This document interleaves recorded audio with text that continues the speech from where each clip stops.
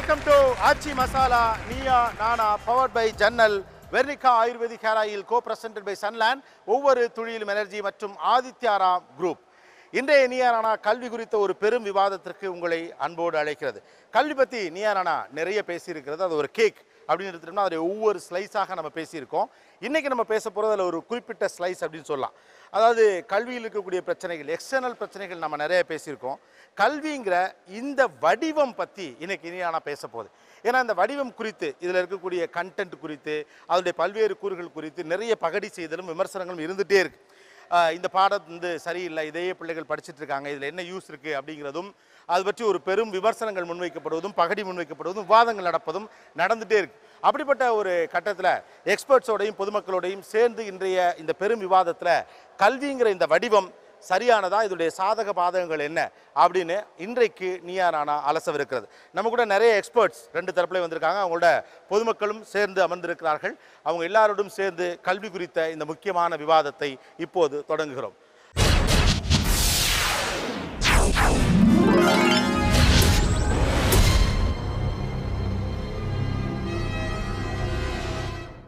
அடிப்படையில் கல்வி குறித்து, அதனுடைய பார்வை குறித்து, அதனுடைய வடிவம் குறித்து பல்வேறு விதமான விமர்சனங்களும் பகடிகளும் முன்வைக்கப்படுகிறது. அதை நம்ம தொடர்ந்து பார்த்துட்டே இருக்கோம். இது ஒரு பக்கம். இப்போ சமீபத்தில் இந்த 10th ஸ்டாண்டர்ட் ரிசல்ட் இதெல்லாம் வந்தப்போ நிறைய பேர் 500 out of 500 எடுத்தப்போ அது குறித்து நிறைய விமர்சனங்கள் முன்வைக்கப்பட்டது, நிறைய பகடி முன்வைக்கப்பட்டது, நிறைய விவாதங்களும் நடத்தப்பட்டது.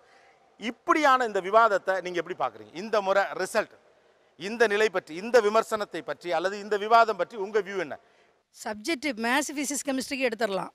தமிழுக்கும் இங்கிலீஷுக்கும் 100க்கு 100 எடுக்கிறது தான் ரொம்ப ஆச்சரியமான விஷயம்.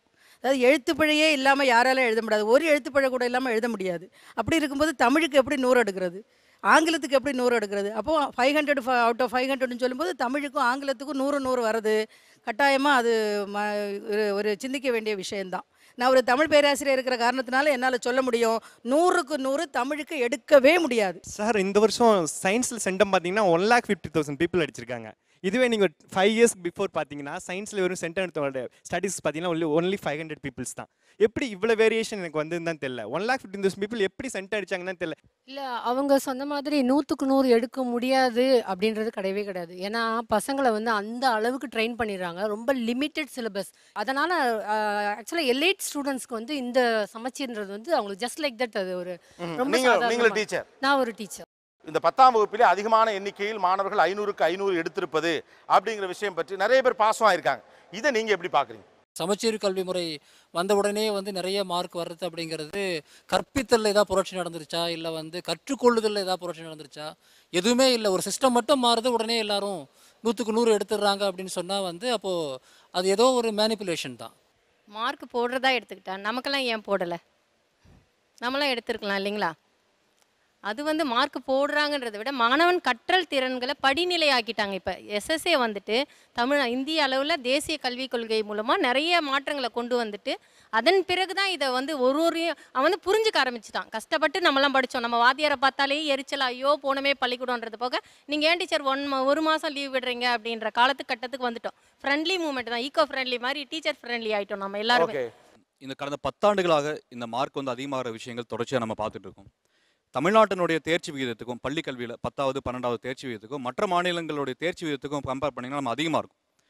அது ஏன் நடக்குதுன்னு பார்த்தீங்கன்னா, நம்ம ஒரு விஷயத்தை பின்னணியிலேருந்து பார்க்கணுன்னு தோணுது. இங்கே மார்க்குகள் அதிகமாக போடப்படுறதுக்கும் சுயநிதி கல்லூரிகளுடைய பெருக்கத்துக்கும் ஒரு தொடர்பு இருக்கிறதா தான் நான் பார்க்குறேன். இது வந்து எல்லா வகைக்கும் நான் சரி அப்படின்னு தான் சொல்ல வரும். அரசாங்கத்துக்கு ஒரு நிர்பந்தம் இருக்குது, அவங்களுடைய பாலிசி வந்து அவர் சொன்ன மாதிரி இருக்குது. அதே சமயத்தில் மாணவர்கள் வந்து போன ஜென்ரேஷனோ புத்திசாலியாக இருக்காங்க.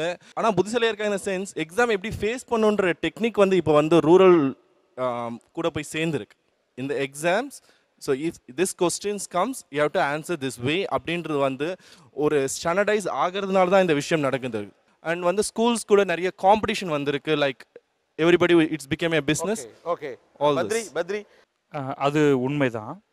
எப்படி பரீட்சை எழுதுறதுங்கிறதுக்காகவே நம்ம மாணவர்களை தயார்படுத்தும் பொழுது அது சார்ந்து அதிகமாக மதிப்பெண் வர்றதுக்கு எல்லா வாய்ப்புகளும் இருக்குது. எல்லாரையும் தேர்ச்சி பெற வைக்கணும் அப்படிங்கிறது வந்து ஒரு தப்பான ஒரு இலக்காக எனக்கு தெரியல. ஏன்னா முடிந்தவரை எவ்வளோ பேரை பாஸ் பண்ண வைக்கணுமோ அது நல்லதுன்னு நான் நினைக்கிறேன். ஆனால் அதிகமாக மதிப்பெண் தர்றது ஒரேடியாக அப்படிங்கிறது வந்து அந்த மதிப்பெண் முறைங்கிற அந்த முறையே பாதிச்சிரும் அப்படின்னு நினைக்கிறேன். பொறியியல் கல்லூரியுடைய தேவை, இப்போ புதிதாக தொடங்கப்பட்டிருக்கக்கூடிய சுயநிதி கல்லூரியுடைய தேவை, அந்த தேவைக்கு பள்ளிக்கூடங்கள் வந்து மாணவர்களை தயார் பண்ணி கொடுத்துக்கிட்டு இருக்கு. அந்த தயாரி பண்ணி கொடுக்கறதுக்கு ஏற்ற மாதிரி வந்து உள்ளடக்கத்தில் மாற்றம் நடக்கலை, கற்பிக்கிற முறையில் மாற்றம் நடக்கலை, தேர்வு முறையில் மட்டும்தான் மாற்றம் நடந்திருக்கு. இந்த தேர்வு முறையில் மட்டும் நடந்திருக்கிற மாற்றம் மேலே கொண்டு போய் சேர்த்துறோம். ஆனால் அதுக்கு தாண்டி அவங்க போவாங்களா அப்படிங்கிறது ஒரு பெரிய கேள்வி.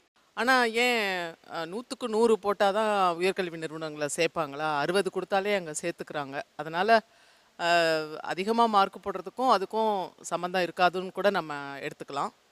மார்க் ஏன் அதிகமாக 100க்கு 100 வாங்குறாங்கன்னா, பல நிறுவனங்களில், கல்வி நிறுவனங்களில், பள்ளிக்கூடங்களில் 9ஆம் வகுப்புக்கு வந்து படிக்காமலே 10th ஸ்டாண்டர்ட் சப்ஜெக்டை 9ஆம் வகுப்புலேயே டீச் பண்ண ஆரம்பிச்சிடுறாங்க. அதே மாதிரி 11ஆம் வகுப்பில் வந்து 12ஆம் வகுப்போடைய +2 உடைய பாடங்களை நடத்த ஆரம்பிச்சிடுறாங்க. அப்போ ஒரு வருஷம் படித்து அதிகமாக மார்க் வாங்குறவங்க 2 வருஷம் படிக்கிறாங்க, அதே சப்ஜெக்டை படிக்கிறாங்கும்போது 100க்கு 100 மார்க் வாங்குறதுக்கான வாய்ப்பு கூட தான் இருக்கும். ஆமாம் ஆமாம், கண்டிப்பாக. அதிகமானோர் பாஸ் பண்ணுறது ஒன்று, ரெண்டாவது அதிகமானோர் அதிகமான மதிப்பெண்கள் எடுப்பது.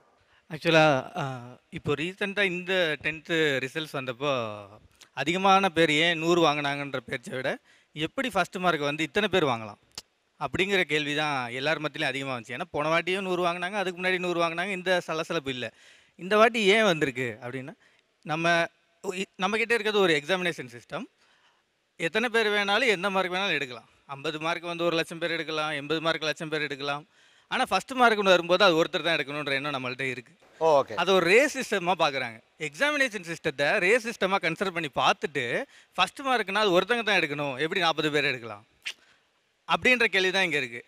மார்க்கை பேஸ் பண்ணி ரேஸையும் அவங்களே கன்சிடர் பண்ணிக்கிறாங்க, மார்க்கை கன்சிடர் பண்ணி அவனுக்கு நாலேஜ் இல்லைன்னு அவங்களே பேசிக்கிறாங்க. இது எல்லாமே ஒரு என்ன நினைக்கிறது, ஒரு போட்டியை குறைக்கிற மனப்பான்மையாக இருக்கலாம். இவ்வளோ காம்படிஷன் இன்க்ரீஸ் ஆகிடுச்சு நமக்குள்ள ஒரு எண்ணம் இருக்கலாம். இது நாம் நினச்சிட்டு இருந்த, நாம் ஃபஸ்ட் மார்க் எடுப்போம்னு நினச்சிட்டு இருப்போம், ஒரு 10 பேர் எடுக்கும்போது அதோட வேல்யூ குறைஞ்சிடலாம், அதுக்காக நம்ம ஃபீல் பண்ணலாம். ஸோ இந்த மாதிரி பேக்ரவுண்டில் நமக்கு நிறைய தாட்ஸ் போகும். ஸோ நம்ம இந்த எக்ஸாமினேஷன் சிஸ்டத்தை இன்றைக்கி நம்ம ரேஸாகவே பார்க்குறோம், மார்க்கை பேஸ் பண்ணி ஒரு ரேஸாக பார்க்குறோம். நிறைய மாணவர்கள் தோல்வியுற்று இப்படி ஒரு விவாதம் நடந்தால் தான் அது இயல்பாக இருக்கும். ஏன் இப்படி ஆச்சு, திடீர்னு ஏன் மாணவர்கள்லாம் படிக்கலை அப்படின்னு வருத்தப்படணும். ஆனால் இப்போ ஒரு விந்தையான சூழல் என்னன்னா, நிறைய மாணவர்கள் தேர்ச்சி பெற்றதுக்காக நம்ம உட்காந்து விவாதிச்சுட்டு இருக்கோம். இதுவே முதல்ல வந்து இதில் இருக்க முரண்பாட்டை நம்ம முதல்ல புரிஞ்சுக்கணும். ஏன் நம்ம மாணவர்கள் நிறைய பேர் தேர்ச்சி பெற்றதா நாம் வந்து ஒரு இயல்பாக எடுத்துக்க முடியலை அப்படிங்கிற ஒரு கேள்வி ஒன்று இருக்குது. அப்புறம் மாணவர்களுடைய ஐக்கியூ வந்து கிராமத்தில், உள் கிராமத்தில் கூட மிக அதிகமாக வளர்ந்துருக்கு. இந்த கல்வி முறையை தாண்டி, பாடப்புத்தகங்களை தாண்டி, தொலைக்காட்சி பெட்டிகளும் மற்ற மின் ஊடகங்களும் இந்த குழந்தைகளுடைய ஐக்கியூ வளர்கிறதுக்கு பெரிய அளவில் பங்காற்றி இருக்கு. அதனால வந்து ஒவ்வொரு தலைமுறைக்கு வந்து குழந்தைகளுடைய அறிவு வித்தியாசங்கிறது ரொம்ப அதிகப்பட்டுக்கிட்டே போகுது. இதை நம்ம வீட்டிலேயே பார்க்குறோம். அதனால் மாணவர்கள் வந்து முன்னாடியை விட அதிக மதிப்பெண் பெறுவதற்கு, அதிகமாக தேர்ச்சி அடைகிறதுக்கு இயல்பாகவே காரணங்கள் இருக்குன்னு நான் நினைக்கிறேன். Stay tune with us. இந்த ஆரோக்கியமான விவாதத்தில் ஒரு சிறிய இடைவேளை. இது ஆச்சி மசாலா நீயா நானா, பவர்ட் பை ஜன்னல், சமூகத்தின் சாளரம் Vernika Ayurvedic hair oil, co presented by Sunland, ஒவ்வொரு துளியிலும் எனர்ஜி மற்றும் Adityaram group. Welcome back to Aachi Masala Neeya Naana, powered by Jannal, சமூகத்தின் சாளரம் Vernika Ayurvedic hair oil, co presented by Sunland, ஒவ்வொரு துளியிலும் எனர்ஜி மற்றும் ஆதித்யாராம் குரூப். இங்கே பயிற்சிகள் வந்து பரவலாக்கப்பட்டு விட்டன. இப்போ வந்து எல்லா பத்திரிகைகளும் அல்லது மீடியாவே எடுத்துக்கோங்களேன், ஒவ்வொரு முறை எக்ஸாம் நடக்கிறதுக்கு முன்னாடி அவங்க ஒரு கூட்டம் நடத்துகிறாங்க. எப்படி மார்க் எடுக்க முடியும், எப்படி பயிற்சி அடிக்க முடியும், தனிப்பட்ட அது இன்னொரு விஷயம், முக்கியமான விஷயம் என்னன்னா 30% பள்ளிகள் வந்து 30% மாணவர்கள் வந்து தனியார் பள்ளிகளில் படிக்கிற ஒரு காலகட்டத்தில் நம்ம இருக்கும். இது முன்பு கிடையாது. இந்த தனியார் பள்ளிகளில் படிக்கிற மாணவர்களுடைய தேர்ச்சி விகிதம் அதிகமாகிறதும் இதில் நீங்கள் சேர்த்து தான் பார்க்கணும். தனியாருடைய மீடியா, தனியார் பயிற்சி நிறுவனங்கள் இவர்கள் எல்லாம் சேர்ந்து மாணவர்களை ஒரு மார்க் எடுக்கிற இயந்திரமாக மாற்றுவதற்கான முயற்சி தான் நடந்துட்டு இருக்கு. அது அவங்க சொன்ன மாதிரி கிராமங்கள் வரைக்குமே அது பரவி இருக்கு. பயிற்சி அளித்தலும் இந்த கல்வி முறையினுடைய ஒரு பகுதியாக தான் இருக்குது. இப்போ பயிற்சி அளித்தல் வந்து அதிகப்பட்டிருக்கு அப்படின்னு சொன்னால் நான் என்ன சொல்கிறேன்னா, இந்த கல்வி முறை குறித்து விவாதிக்க வேண்டிய பொதுவான விஷயங்கள் இன்னும் இருக்குது. நான் இப்படி சொல்கிறதுனாலேயே இந்த கல்வி திட்டத்தில் நான் மாற்றங்கள் வேண்டானோ, இந்த கல்வி திட்டத்தினுடைய பிற குறைபாடுகளையும் நான் மறுத்து பேசலை. ஆனால் நாளுக்கு நாள் படிப்பவர்களுடைய எண்ணிக்கையும் அதிக மதிப்பெண்கள் பெறுகின்ற மாணவர்கள் எண்ணிக்கையும் அதிகரிப்பது என்பதை நாம் ஒரு நல்ல குறியீடாக தான் எடுத்துக்கொள்ள முடியும் முதற்கட்டமாக அப்படின்னு நான் நினைக்கிறேன். அதாவது படிப்பு தடை செய்யப்பட்டிருந்த ஒரு சமூகத்தில் இன்னைக்கு கல்வி ஒரு மிக சாதாரண மனிதனுக்கு கூட பரவலாக்கப்படுகின்ற ஒரு ப்ராசஸ் இருக்குல்ல, அந்த ப்ராசஸில் இவங்க சொல்கிற மாதிரி சில கரப்டட் ஆக்டிவிட்டி இருக்கலாம், குறுகிய நோக்கத்தோடு உள்ள மணி ஓரியன்ட் ஆக்டிவிட்டீஸ் இருக்கலாம். ஆனால் எல்லாம் சேர்ந்து தான் ஒரு சமூகம் இயங்குது. ஆனால் இவைகள் சில விஷயங்கள் கரப்டடாக இருந்தால் கூட, சில விஷயங்கள் தவறாக இருந்தால் கூட, ஓவரால் அவுட்புட் ஒரு இங்கு மாணவர்கள் அதிக எண்ணிக்கையில் படிப்பதற்கும் கல்லூரிகளை தொடுவதற்கும் ஒரு வாசல் திறந்திருப்பது அப்படிங்கிறத நான் வரவேற்கிறேன். அதன் பிறகு அவர்களுடைய திறமையில் உள்ள குறைபாடுகள் பற்றி நம்ம தனியாக பேசலாம். ப்ளூ பிரிண்ட் அதாவது மனப்பாடம் தான் சார். ஏட்டு சுரகை கறிக்கூறு அது மாதிரி அந்த மனப்பாடம் பண்ணி அந்த கொடுக்குற ப்ளூ பிரிண்டில் உள்ள கொஸ்டின் எல்லாமே கேட்கறதுனால தான் சார் இவ்வளோ சென்டம். இது வந்து அக்செப்ட் பண்ணிக்க முடியல சார் என்னால். தயவுசெய்து தமிழக மாணவர்களை கொச்சைப்படுத்தாதீர்கள். ஒருத்தர் சொல்கிறாரு மார்க் போடப்பட்டதுண்டு, ஒருத்தர் சொல்கிறாரு அவங்களுக்கு பயங்கரமாக ட்ரைனிங் கொடுத்துருக்காங்க, எப்படி மார்க் எடுக்கிறதுன்ற ட்ரைனிங் கொடுத்துருக்காங்க. ஒருத்தர் சொல்கிறாரு எப்படி 100 மார்க் எடுக்க முடியும் அப்படின்ட்டு. நீங்கள் இவர்கள் யாரையுமே நீ அங்கீகரிக்க தயாரா இல்லையா? ஒரு மாணவன் ஓடி வெற்றி கோப்பையோட நிற்கும் போது அவனை பார்த்து கை கொடுத்து குலுக்கி சந்தோஷப்படாமல் அவனை நீங்கள் உதாசீனப்படுத்துறது எந்த அளவில் நியாயமாக இருக்க முடியும்? நான் ஒரே ஒரு கேள்வி கேட்குறேன். 499 மார்க் உங்கள் வீட்டு பையன் எடுத்திருந்தாக்க அவனுக்கு தகுதி இல்லைன்னு நீங்கள் சொல்லுவீங்களா? அவனுக்கு ப்ரிப்பேர் பண்ணான்னு சொன்னீங்களா? அவனுக்கு மார்க் போட்டாங்க நீங்கள் சொல்லுவீங்களா? இதே ஒரு பக்கத்து வீட்டுக்கார பையன் ஒரு மார்க் எடுக்கும் போது அவனுக்கு மார்க் போட்டாங்க, அவனுக்கு ட்ரைனிங் கொடுத்தாங்க. நீங்கள் சொன்னது சரிதான். ஆனால் சடனாக கடந்த 10 வருஷத்தில் தமிழ் குழந்தைகள் மட்டும் இவ்வளோ புத்திசாலிகள் ஆகிட்டாங்க, மற்ற மாநில குழந்தைகள்லாம் அதே அளவில் இருக்குன்னு என்னால் சரியாக பார்க்க முடியும். ஏன்னா கர்நாடகருடைய பள்ளி கல்வியின் தேர்ச்சி விகிதம் கிட்டத்தட்ட 60% 65% தான் இருக்குது. அதே தமிழ்நாட்டில் மட்டும் மார்க்குகள் அதிகமாகிறது காரணம் என்ன? இதை நீங்கள் கம்பேர் பண்ணி இன்னொன்று ஒரு டேட்டா இருக்குது. கல்லூரிக்கு செல்பவர்கள் வெறும் 10% தான். பள்ளி கல்வியோடு முடிச்சுக்கிறவங்க 90% இருக்காங்க. இதை நீங்கள் பார்க்கும்போது தான் நம்முடைய மாணவர்கள் நிஜமாகவே கல்வியில் முன்னேறி போயிருக்கிறார்களா? கம்பேரிட்டிவா ஒரு விஷயத்தை பார்த்தாக்க ஒன்று உயர்வாகவும் ஒன்று தாழ்வாகவும் தெரியும். குழந்தைகளை மாணவர்களுடைய இயல்பு நிலையிலிருந்து புரிந்து கொள்ள தயவுசெய்து முயற்சி பண்ணுங்க. கவர்மெண்ட் ஸ்கூல்ல படிக்கிற பையன் மோசமானவன், மெட்ரிகுலேஷன் ஸ்கூல்ல படிச்சவன் பெரிய பையன், பணக்கார வீட்டு பையன் நல்லா படிப்பான், ஏழை வீட்டு பையன் நல்லா படிக்க மாட்டான். இந்த கம்பேரிசன் இருக்குல்ல, இதுவே தவறான அணுகுமுறை. ஒரே ஒரு விஷயங்க, நீங்க இந்திய லெவலில் கம்பேர் பார்க்கும்போது கேரளாவில் அதிக அளவில் படித்தவர்கள் அதிகமாக இருக்காங்க. நான் மறுபடியும் ஒரே ஒரு விஷயம் சொல்கிறேன். இன்னைக்கு தமிழக கல்வி சூழலில் படித்து பட்டம் பெற்றவர்கள் பெரிய லெவலில் உலகம் முழுக்க பிரகாசமாக பணி செய்துட்டு இருக்காங்க. அதை நீங்கள் மறுக்கவே முடியாது. நான் இன்னும் கூட சொல்கிறேன், நீங்கள் நான் அங்கேருந்து வந்தவங்க தான். நீங்கள் எந்த கல்வியை குற்றச்சாட்டு வைக்கிறீங்களோ அந்த கல்வி முறையில் படித்து விட்டு தான் நீங்கள் நானும் உட்காந்து இவ்வளோ காரசாரமாக விவாதம் பண்ணிட்டு இருக்கோம். அப்போ நீங்கள் அப்போ உங்களுக்கு எனக்கு மார்க் போடப்பட்டதா? எல்லா முறைகளிலுமே சில குறைபாடுகள் இருக்கத்தான் செய்யும். அது 1% 2% இருக்குமே தவிர நீங்கள் முதல்ல என்ன சொல்கிறீங்க, இவங்க பூரா சரியாகவே படிக்க மாட்டானுங்க, மனப்பாடம் பண்ணி எழுதினான்னு அந்த மாணவர்கள் மீது குற்றச்சாட்டு வச்சிங்க. ரெண்டாவது ஆசிரியர்கள் மார்க் போட்டாங்கன்னு குற்றச்சாட்டு வச்சிங்க. அப்புறம் கல்வி அதிகாரிகள் எப்படிலாம் மார்க் போடுறதுன்னு திட்டம் வச்சிருக்காங்க அப்படின்னு அதிகாரிகள் குற்றச்சாட்டிங்க. அப்புறம் அரசு பாலிசி சரியில்லை அப்படின்னு சொல்லி பாலிசியை குற்றச்சாட்டிங்க. எனக்கு என்னடா உங்களுக்கு எங்க இவ்வளோ வகுத்தறிச்சல், இந்த பசங்க இவ்வளோ மார்க் எடுத்ததுக்கு? நாங்கள் யாரும் குறை சொல்லி அதெல்லாம் பண்ணவே இல்லை. இந்த சந்தேகம் இது தொடர்ந்து இந்த சந்தேகம் எதுக்காக வருது அப்படின்னாக்க, தேவைக்காக ப்ரொடக்ஷன். முன்னாடி வேல்யூஷன் பண்ணதுக்கும் இப்போ வேல்யூஷன் பண்ணுறதுக்கும் நிறைய டிஃப்ரென்ஸ் இருக்குது. நீங்கள் ஒரு கேள்விக்கு 8 பாயிண்ட் இருக்குது. அந்த 8 பாயிண்ட்டை எழுதுனா தான் 10 வருஷத்துக்கு முன்னாடி 10 மார்க் போடுவாங்க. இப்போ 6 பாயிண்ட் எழுதுனா 10 மார்க் போடுங்க அப்படி தான் சொல்கிறாங்க. ஏன்னா 6 எழுதினாலே அவன் மாணவன் முழு திறமையோடு இருக்கான்னு சொல்லி அப்படி தான் போடுறாங்களே ஒழிய இது முழுக்க அப்படியே 8க்கும் 8 எழுதிட்டான், ரொம்ப சரியாக எழுதிட்டான் அப்படி சொல்ல முடியாது. இந்த விஷயங்கள் எல்லாத்துலேயுமே இருக்குது. இது இருந்தாக 10க்கு 10 கொடுத்துருங்க அப்படி சொல்லும்போது தேர்ச்சி விகிதமும் மதிப்பெண் விகிதமும் கூடுது. இது ஏன் நடக்குது அப்படிங்கிற ஒரு சந்தேகம் தான். நம்ம மாணவர்களை குறை இல்லை, சிபிஎஸ்சியில் இது இப்படி தானா? இல்லைன்னே சொல்ல முடியாது. நிறைய பேரை பாஸ் பண்ண வச்சு மேலே கொண்டு போய் கடைசியில் தள்ளி விட்டுறது. அதுக்கு பிறகு அவனுக்கு வேலை கிடைக்குமா, அதுக்கு பிறகு அவனுக்கு அறிவு இருக்கா, அதுக்கு பிறகு அவனுக்கு வாழ்க்கை இருக்கா, அதை பற்றி கவலையே கிடையாது. கல்வி என்பது மாணவனை கடத்துவதாக இருக்கிறது. நெக்ஸ்ட் கொஸ்டினுக்கு வந்துடுறேன்.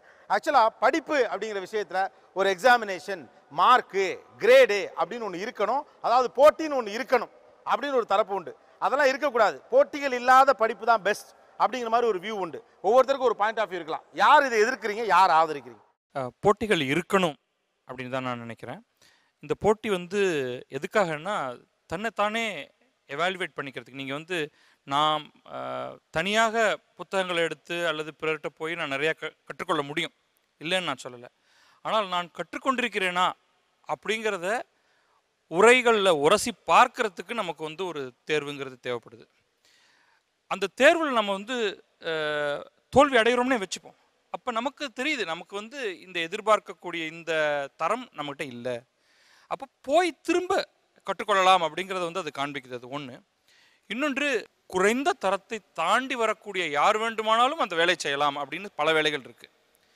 இன்னும் ஒரு சில வேலைகளில் உள்ளதுலேயே மிக சிறப்பானவர்கள். அப்போ நான் அங்கே எலிமினேஷனை பயன்படுத்துகிறேன்னா, ஒரு 50 பேர் இருக்காங்கன்னா இதில் தனித்து நிற்கக்கூடிய அந்த ஒருவர் தான் எனக்கு வேண்டும் அப்படின்னு. அந்த ரெண்டுக்குமே 2 விதமான தேர்வுகள் தேவைப்படுது. ஒன்று மிக குறைந்த தரம், அதை தாண்டி வரவங்க எல்லாரையும் நான் எடுத்துக்க போகிறேன். இன்னொன்று மிக மிக மிக கடினமான ஒரு தேர்வு, அதில் தடுக்கி விடுறவங்க எல்லாரையும் விட்டுட்டு நான் அதில் தப்பிச்சு வர்றவங்களை மட்டும் வச்சுக்கிட்டு தான் நான் ஒரு காரியத்தை செய்ய போகிறேன்ட்டு. இது எல்லாவற்றுக்குமே தேர்வு தேவைப்படுது. இன்றைக்கு அலுவலகத்தில் நாங்கள் வேலைக்கு ஒருவரை எடுத்துக்கொள்ளும் பொழுது ஏதோ ஒரு விதத்தில் ஒரு தேர்வை வைத்து அதை தாண்டி வரவங்களை மட்டும்தான் எடுத்துக்கிறோம். ஸோ தேர்வுக்கு மிக முக்கியமாக இடம் இருக்குது. அது ரொம்ப அவசியம். அதெல்லாம் நீங்கள் தள்ளிடவே முடியாது அப்படிங்கிறது என்னுடைய. ஓகே, மணிவண்ணன், போட்டி அப்படின்னு ஒன்று இருக்கணும், கிரேட்னு ஒன்று இருக்கணும். ஸோ தட் நீங்கள் டேலண்டட், மீடியாக்கர், அப்புறம் சாதாரணமானவர்கள் அப்போ தான் பிரிக்க முடியுங்கிறார் பத்ரி. இந்த காலகட்டத்தில் நாங்கள் வேலைக்கு ஆள் எடுக்கிறப்போ நாங்கள் அர்ஜுனனை தேடுறதில்ல. அர்ஜுனன்னா நான் இருக்கிறது எல்லாத்தையும் மாஸ்டர் பண்ணிவிட்டு நான் தான் சிறந்தவன் அப்படின்னு வருது. எங்களுக்கு தேவை தானாக கற்றுக்கொள்ளக்கூடிய ஏகலைவர்கள். நீ கற்றுக்கொள்ள திறமை இருக்குதா அப்படின்றத தேர்வு வச்சு மட்டும் கண்டுபிடிக்க முடியாது. அது பல விதங்களில் நம்ம பரிசோதித்து பார்க்கணும். இந்த போட்டியில் ஒருத்தனுக்கு கற்றுக்கொள்ளக்கூடிய திறமை இருக்குதான்றது எப்படி நீங்கள் கண்டுபிடிக்க போகிறீங்க? நான் மணி சொல்கிறத நான் ஏற்றுக்க மாட்டேன். ஒருவருக்கு கற்றுக்கொள்ள, அதாவது ஏகலைவனே இருக்கட்டும், ஏகலைவனுக்கும் நீங்கள் ஒரு டெஸ்ட் வைக்கலாம். அவர் தானாகவே ஒன்றை கற்றுக்கொண்டு அதை மாஸ்டர் பண்ண முடியுதா அவராலங்கிறத மணியாலேயே அந்த டெஸ்ட் பண்ண முடியும், அவருக்கு தெரியும். இது அந்த டெஸ்ட்டே தேவையில்லைங்கிறது வெறும் ஒரு ஐடியாலஜிக்கல் பொசிஷன்லேருந்து பேசுகிற மாதிரி தான் எனக்கு தோணுது. ஏதோ டெஸ்ட் அப்படிங்கிறப்பவே ஒருவரை குறைவுபட்டவராகவும் இன்னொருவரை உயர்ந்தவராகவும் காமிக்கக்கூடிய ஒரு சமத்துவமற்ற சமுதாயத்தை உருவாக்கி விடுவோமோங்கிற ஒரு பயத்தில் பேசுகிற மாதிரி எனக்கு தோணுது. ஏகலைவன் டெஸ்ட்ன்றது என்னென்னா, இதுவரைக்கும் உனக்கு தெரிஞ்சது கிடையாது, இனிமேல் வரப்போ ஏதோ ஒரு சிக்கல் இருக்கு, அதையெல்லாம் உனக்கு அந்த சமயத்தில் சிந்திச்சு பார்த்து உனக்கு தீர்வு காண தெரியுமா தெரியாதா, அதை இன்னைக்கு வச்சுட்டு என்னால் கண்டுபிடிக்கவே முடியாது. என்ன மொழி வந்தாலும் என்ன தொழில்நுட்பம் வந்தாலும் அந்த சமயத்தில் எனக்கு இதை கற்றுக்கொள்ளக்கூடிய திறமை இருக்குது, பயப்பட மாட்டாங்க. ஓ இது அப்படியா, அந்த கற்றுக்கக்கூடிய ஆர்வம் ஒன்று இருக்கும். இதை ஒரு ஒரு அப்ஜெக்டிவ் டெஸ்ட் வச்சோ இல்லை சப்ஜெக்டிவ் டெஸ்ட் வச்சோ கண்டுபிடிக்க முடியாது. நம்ம பல விதங்களில் அவங்கள பார்த்துக்கிட்டே இருக்கணும். இதை செஞ்சால் என்ன செய்கிறான், தானாக கற்றுக்கூடிய இது இருக்கா, தோல்வி அடைஞ்சால் தோண்டு போகிறானா, இல்லை மேலே மேலே படித்து இது பண்ணணுமா, அவனுக்கு தன்னைத்தானே மேம்படுத்தணும்னு ஆர்வம் இருக்கா, இதெல்லாத்தையும் ஒரு டெஸ்ட் வச்சு ஒரே ஒரு எக்ஸாமில் வச்சு கண்டுபிடிக்க முடியுங்கிறது ஒரு பிதற்றல். Stay tuned with us. இது ஆச்சி மசாலா, நீயா நானா, பவர்ட் பை ஜன்னல், சமூகத்தின் சாளரம் Vernika Ayurvedic hair oil, co-presented by Sunland, ஒவ்வொரு துளியிலும் எனர்ஜி மற்றும் Adityaram group. Welcome back to Aachi Masala, Neeya Naana, powered by Jannal, சமூகத்தின் சாளரம் Vernika Ayurvedic hair oil, co-presented by Sunland, ஒவ்வொரு துளியிலும் எனர்ஜி மற்றும் ஆதித்யாராம் குரூப். கல்வி பற்றின ஒரு என்ஹான்ஸ்டு வியூ, ஒரு அடுத்த கட்ட ஒரு விவாதம் இந்த இடத்துல நடந்துகிட்டு இருக்கு. சத்யபாமா யூனிவர்சிட்டியில் ஒரு ஸ்பெஷல் ஷோவாக இதை பார்க்கலாம். நிறைய விஷயங்கள் முன்வைக்கிறாங்க. ஏன் இந்த கல்வி குறித்து இவ்வளவு விமர்சனம் முன்வைக்கப்படுகிறது, கல்வித்துறை எந்த அளவுக்கு மாறி இருக்கிறது பேசுவோம். போட்டி, கிரேட் சிஸ்டம் இதெல்லாம் இருக்கணும்னு நினைக்கிறீங்களா, இல்லை அதெல்லாம் வேண்டாம்னு நினைக்கிறீங்களா? உங்கள் பர்சனல் ஒப்பீனியன் தான். இல்லை, எவாலுவேஷன் எல்லா இடத்துலையும் இருக்குங்க. அது ஸ்கூலோட எண்டாகிறது கிடையாது. நீங்கள் எல்லா கம்பெனிலையுமே நான் என்னுடைய அனுபவத்தில் பார்க்குற வரைக்கும் இன்க்ரிமெண்ட்டுக்காக கூட எக்ஸாம் வைக்கிறாங்க. நம்ம நினைக்கிறோம் ஸ்கூல் முடிச்சுட்டு காலேஜ் முடித்தோன்னா, அதாவது நல்ல ஸ்கூலில் அதிகமான மார்க் வாங்கினா செட்டில் ஆகிடலாம் வாழ்க்கையில் அப்படின்னு நினைக்கிறோம். அதுக்கு இல்லவே இல்லை. வாழ்க்கையில் செட்டில் ஆகிறங்கிறது என்றைக்குமே கிடையாது. அதுக்கப்புறம் எவாலுவேஷன் இருந்துகிட்டே தான் இருக்குது. நீங்கள் ஒரு நம்ம 35 வயசு 40 வயசில் அதுக்கப்புறம் நீங்கள் கற்றுக்க வேண்டியிருக்கு. அதை வச்சு யுவர் பீயிங் எவாலுவேட்டட். அந்த நீங்கள் உங்களை மதிப்பிடக்கூடிய அந்த சூழல் இருந்துக்கிட்டே தான் இருக்குது. ஒப்பீடுகளின் அடிப்படையில் மனிதன் எடை போட்டு கொண்டே தான் இருக்கான். கொண்டு தான் இருக்கான். ஆமாம், நீங்க விரும்பினால் விரும்பாட்டி அதை தவிர்க்க முடியாது. ஆமாம், அதான் உண்மையும் கூட. இதை போட்டின்னு நினைக்காம யார் அதிகமாக மார்க் வாங்குறாங்கன்ற போட்டி இல்லாமல் இது குறைஞ்சபட்சம் தன்னை தகுதி உள்ளவராக ஆக்கிக்கிறதுக்கான ஒரு தேர்வு முறை வந்து நிச்சயம் அவசியம்னு நான் நினைக்கிறேன். இன்னொன்று வந்துட்டு இப்போ நீங்கள் 100க்கு 100 மார்க் வாங்கிட்டு ஒரு கம்பெனியில் வந்து மிஸ்ஃபிட் ஆகிறவங்க இருக்காங்க, ஃபீல்டில் தோற்று போகிறவங்க இருக்காங்க. அதனால் வாழ்க்கை முழுவதுமே நிறைய தேர்வுகள் இருந்துக்கிட்டே தான் இருக்குது. அதனால் வடிகட்டுற ப்ராசஸ் ஏதோ ஒரு கட்டத்தில் முக்கியமாக தகுதி இல்லாதவங்க வடிகட்டப்படுறாங்கங்கிறத நம்ம ஏற்றுக்கணும். ஏற்றுக்குதான் வேணும். ஆளி செந்தில்லாம், கல்விக்குள்ளே ஒரு போட்டின்னு ஒன்று இருக்குது. அதுதான் ஒரு மோட்டிவேஷன் ஃபேக்டர்னு சில பேர் சொல்கிறாங்க. சில பேர் வந்து அந்த போட்டியே இருக்கக்கூடாது, எஜுகேஷனை வேறு மாதிரி என்ஜாய் பண்ணி படிக்கணும் அப்படிங்கிற ஒரு வியூ இருக்கலாம். What is your view? அதாவது நான் என்னுடைய அறிவு என்ன, இல்லை என்னுடைய ஒரு குறிப்பிட்ட திறன் என்ன, இது எல்லாத்தையும் கண்டுபிடிக்கிறதுக்கு வந்து ஒரு மதிப்பீடு முறை தான் தேவைப்படுது. அது ஒரு சுய மதிப்பீடாக இருக்கலாம். நானே வந்து எனக்கு எது பிடிக்கும், எதில் நான் திறமைசாலி, எதை நான் செய்ய முடியும்னு சொல்லக்கூடிய சுய மதிப்பீடாக இருக்கலாம். இல்லை எனக்கு அவ்வளவு தெளிவாக முடிவெடுக்காத பொதுவாக எல்லாரும் போகிற மாதிரி ஒரு வேலைக்கு போகும்போது அவங்க என்ன செய்யக்கூடிய மதிப்பீடாக இருக்கலாம். இது வந்து என்னுடைய திறமை சார்ந்தது, என்னுடைய வாய்ப்பு, என்னுடைய தேர்வு சார்ந்ததாக இருக்குது. ஆனால் போட்டிங்கிறது வந்து அந்த இடத்துல தனியாக நடக்கிறதில்ல. அந்த போட்டிக்கு பின்னாடி சமூக காரணிகள் இருக்குது. அந்த போட்டிக்கு பின்னாடி வந்து ஒருவருடைய பொருளாதாரம் இருக்குது, ஒருவருடைய சமூக பின்னணி இருக்குது. பல்வேறு சூழலுக்கு வந்து சேரும்போது ஒரு குறிப்பிட்ட ஒரே அளவுக்கு ஐக்கியூ இருக்கக்கூடிய 2 பேர் வச்சுக்கோங்க. ஒருத்தர் நகரத்தில் நல்ல ஸ்கூலில் படிச்சுட்டு வராரு, இன்னொருத்தர் கிராமத்தில் கவர்மெண்ட் ஸ்கூலில் படிச்சுட்டு வராரு அப்படின்னு சொன்னால் ஒரே மதிப்பெண் எடுத்திருந்தாலும் கூட 2 பேரும் அந்த போட்டியில் வந்து ஒரே மாதிரி ஜெயிச்சிட முடியாது. ஆக போட்டின்னு வரும்போது வந்து நம்ம எதை அளவுகோலாக வைக்கிறோம்? அப்ஜெக்டிவான விஷயங்கள் எல்லாவற்றையும் மட்டும் வச்சு போட்டி நடக்குமானால் அது சரியானது. ஆனால் இங்கே அப்படி நடக்கிறதே கிடையாது, நடக்கவும் முடியாது. ஆக போட்டி காம்படிஷன் சொல்லும்போது அங்கே ரேஸ் அல்லது வேறு சில விஷயங்கள் முக்கியமானதாக வந்து மாறுது. ஆனால் வந்து நான் சொல்கிறது மதிப்பீடு முறைங்கிறது கட்டாயம் தேவை. ஒரு குறிப்பிட்ட திறமையோ அல்லது அறிவோ இல்லாமல் ஒரு வேலையை நாம் வந்து செஞ்சிட முடியாது. அதுக்கான மதிப்பீடு முறை வேணும். ஆனால் போட்டின்னு வரும்போது பெரும்பாலும் அது எலிமினேஷன் மட்டும்தான் மையப்படுத்துது. ஆனால் திறமைங்கிறது வந்து சேர்ப்பதை வந்து மையப்படுத்துது. போட்டி ரொம்ப அவசியம். அதாவது போட்டியை வந்து 2 விதமாக பார்க்கலாம். எல்லாரும் ஒரு குறிப்பிட்ட விதத்தில் குவாலிஃபை ஆகணுங்கிறத போட்டி என்று சொல்ல வேணாம், அதை வந்து மினிமம் குவாலிஃபிகேஷன் சொல்கிறோம். ஒரு அளவிடுறது அல்லது செந்தில்நாதன் சொன்ன மாதிரி அது ஒரு மதிப்பீடு செய்தது. அதையும் 3வது மனிதன் தான் செய்யணும். நான் அந்த சுய மதிப்பீடு மேலே எனக்கு பெரிய நம்பிக்கை கிடையாது. அதனால் பெரும்பாலான மக்களுக்கான கல்வி திட்டத்தில் நாம் மதிப்பீடு அவசியம் செய்தால் தான் படிக்கிறதுக்கான மோட்டிவேஷனே வரும். தேர்வு என்று ஒன்று இருக்கிற பொழுது தான் மக்களுடைய படிக்கிற நேரம் அதிகரிக்குது, ஊக்கம் அதிகரிக்குது. அதற்கான இவ்வளோ சுற்றுப்புற ஏற்பாடுகள்லாம் நடக்குது. மதிப்பீடு பற்றி உங்கள் பார்வை என்ன? இந்த கிரேட் மார்க் இதை பற்றி உங்கள் opinion? I have a strong opinion on this. கற்றல் அப்படின்றடைய அடிப்படை வந்து சிறந்த மனிதர்களை உருவாக்குறது அப்படின்னா அடுத்த நூற்றாண்டு மனிதர்களுக்கு பற்றி நான் பேசிகிட்டு இருக்கேன். we are not living in a Spartan society. Spartan சொசைட்டியில் தான் வந்து அவங்களுக்குலாம் போர் வீரர்கள் தேவை, ஒரு குறிக்கோளை நோக்கி ஓடக்கூடிய மனிதர்கள் தேவை. அந்த மாதிரி ஒரு சொசைட்டிக்கு தான் வந்து ஒரு எக்ஸாம் தேவை, தரப்படுத்தல் தேவை, எல்லாமே தேவை. கற்றல் அப்படின்றது வரக்கூடிய நூற்றாண்டு இயல்பாக நடக்கூடியது.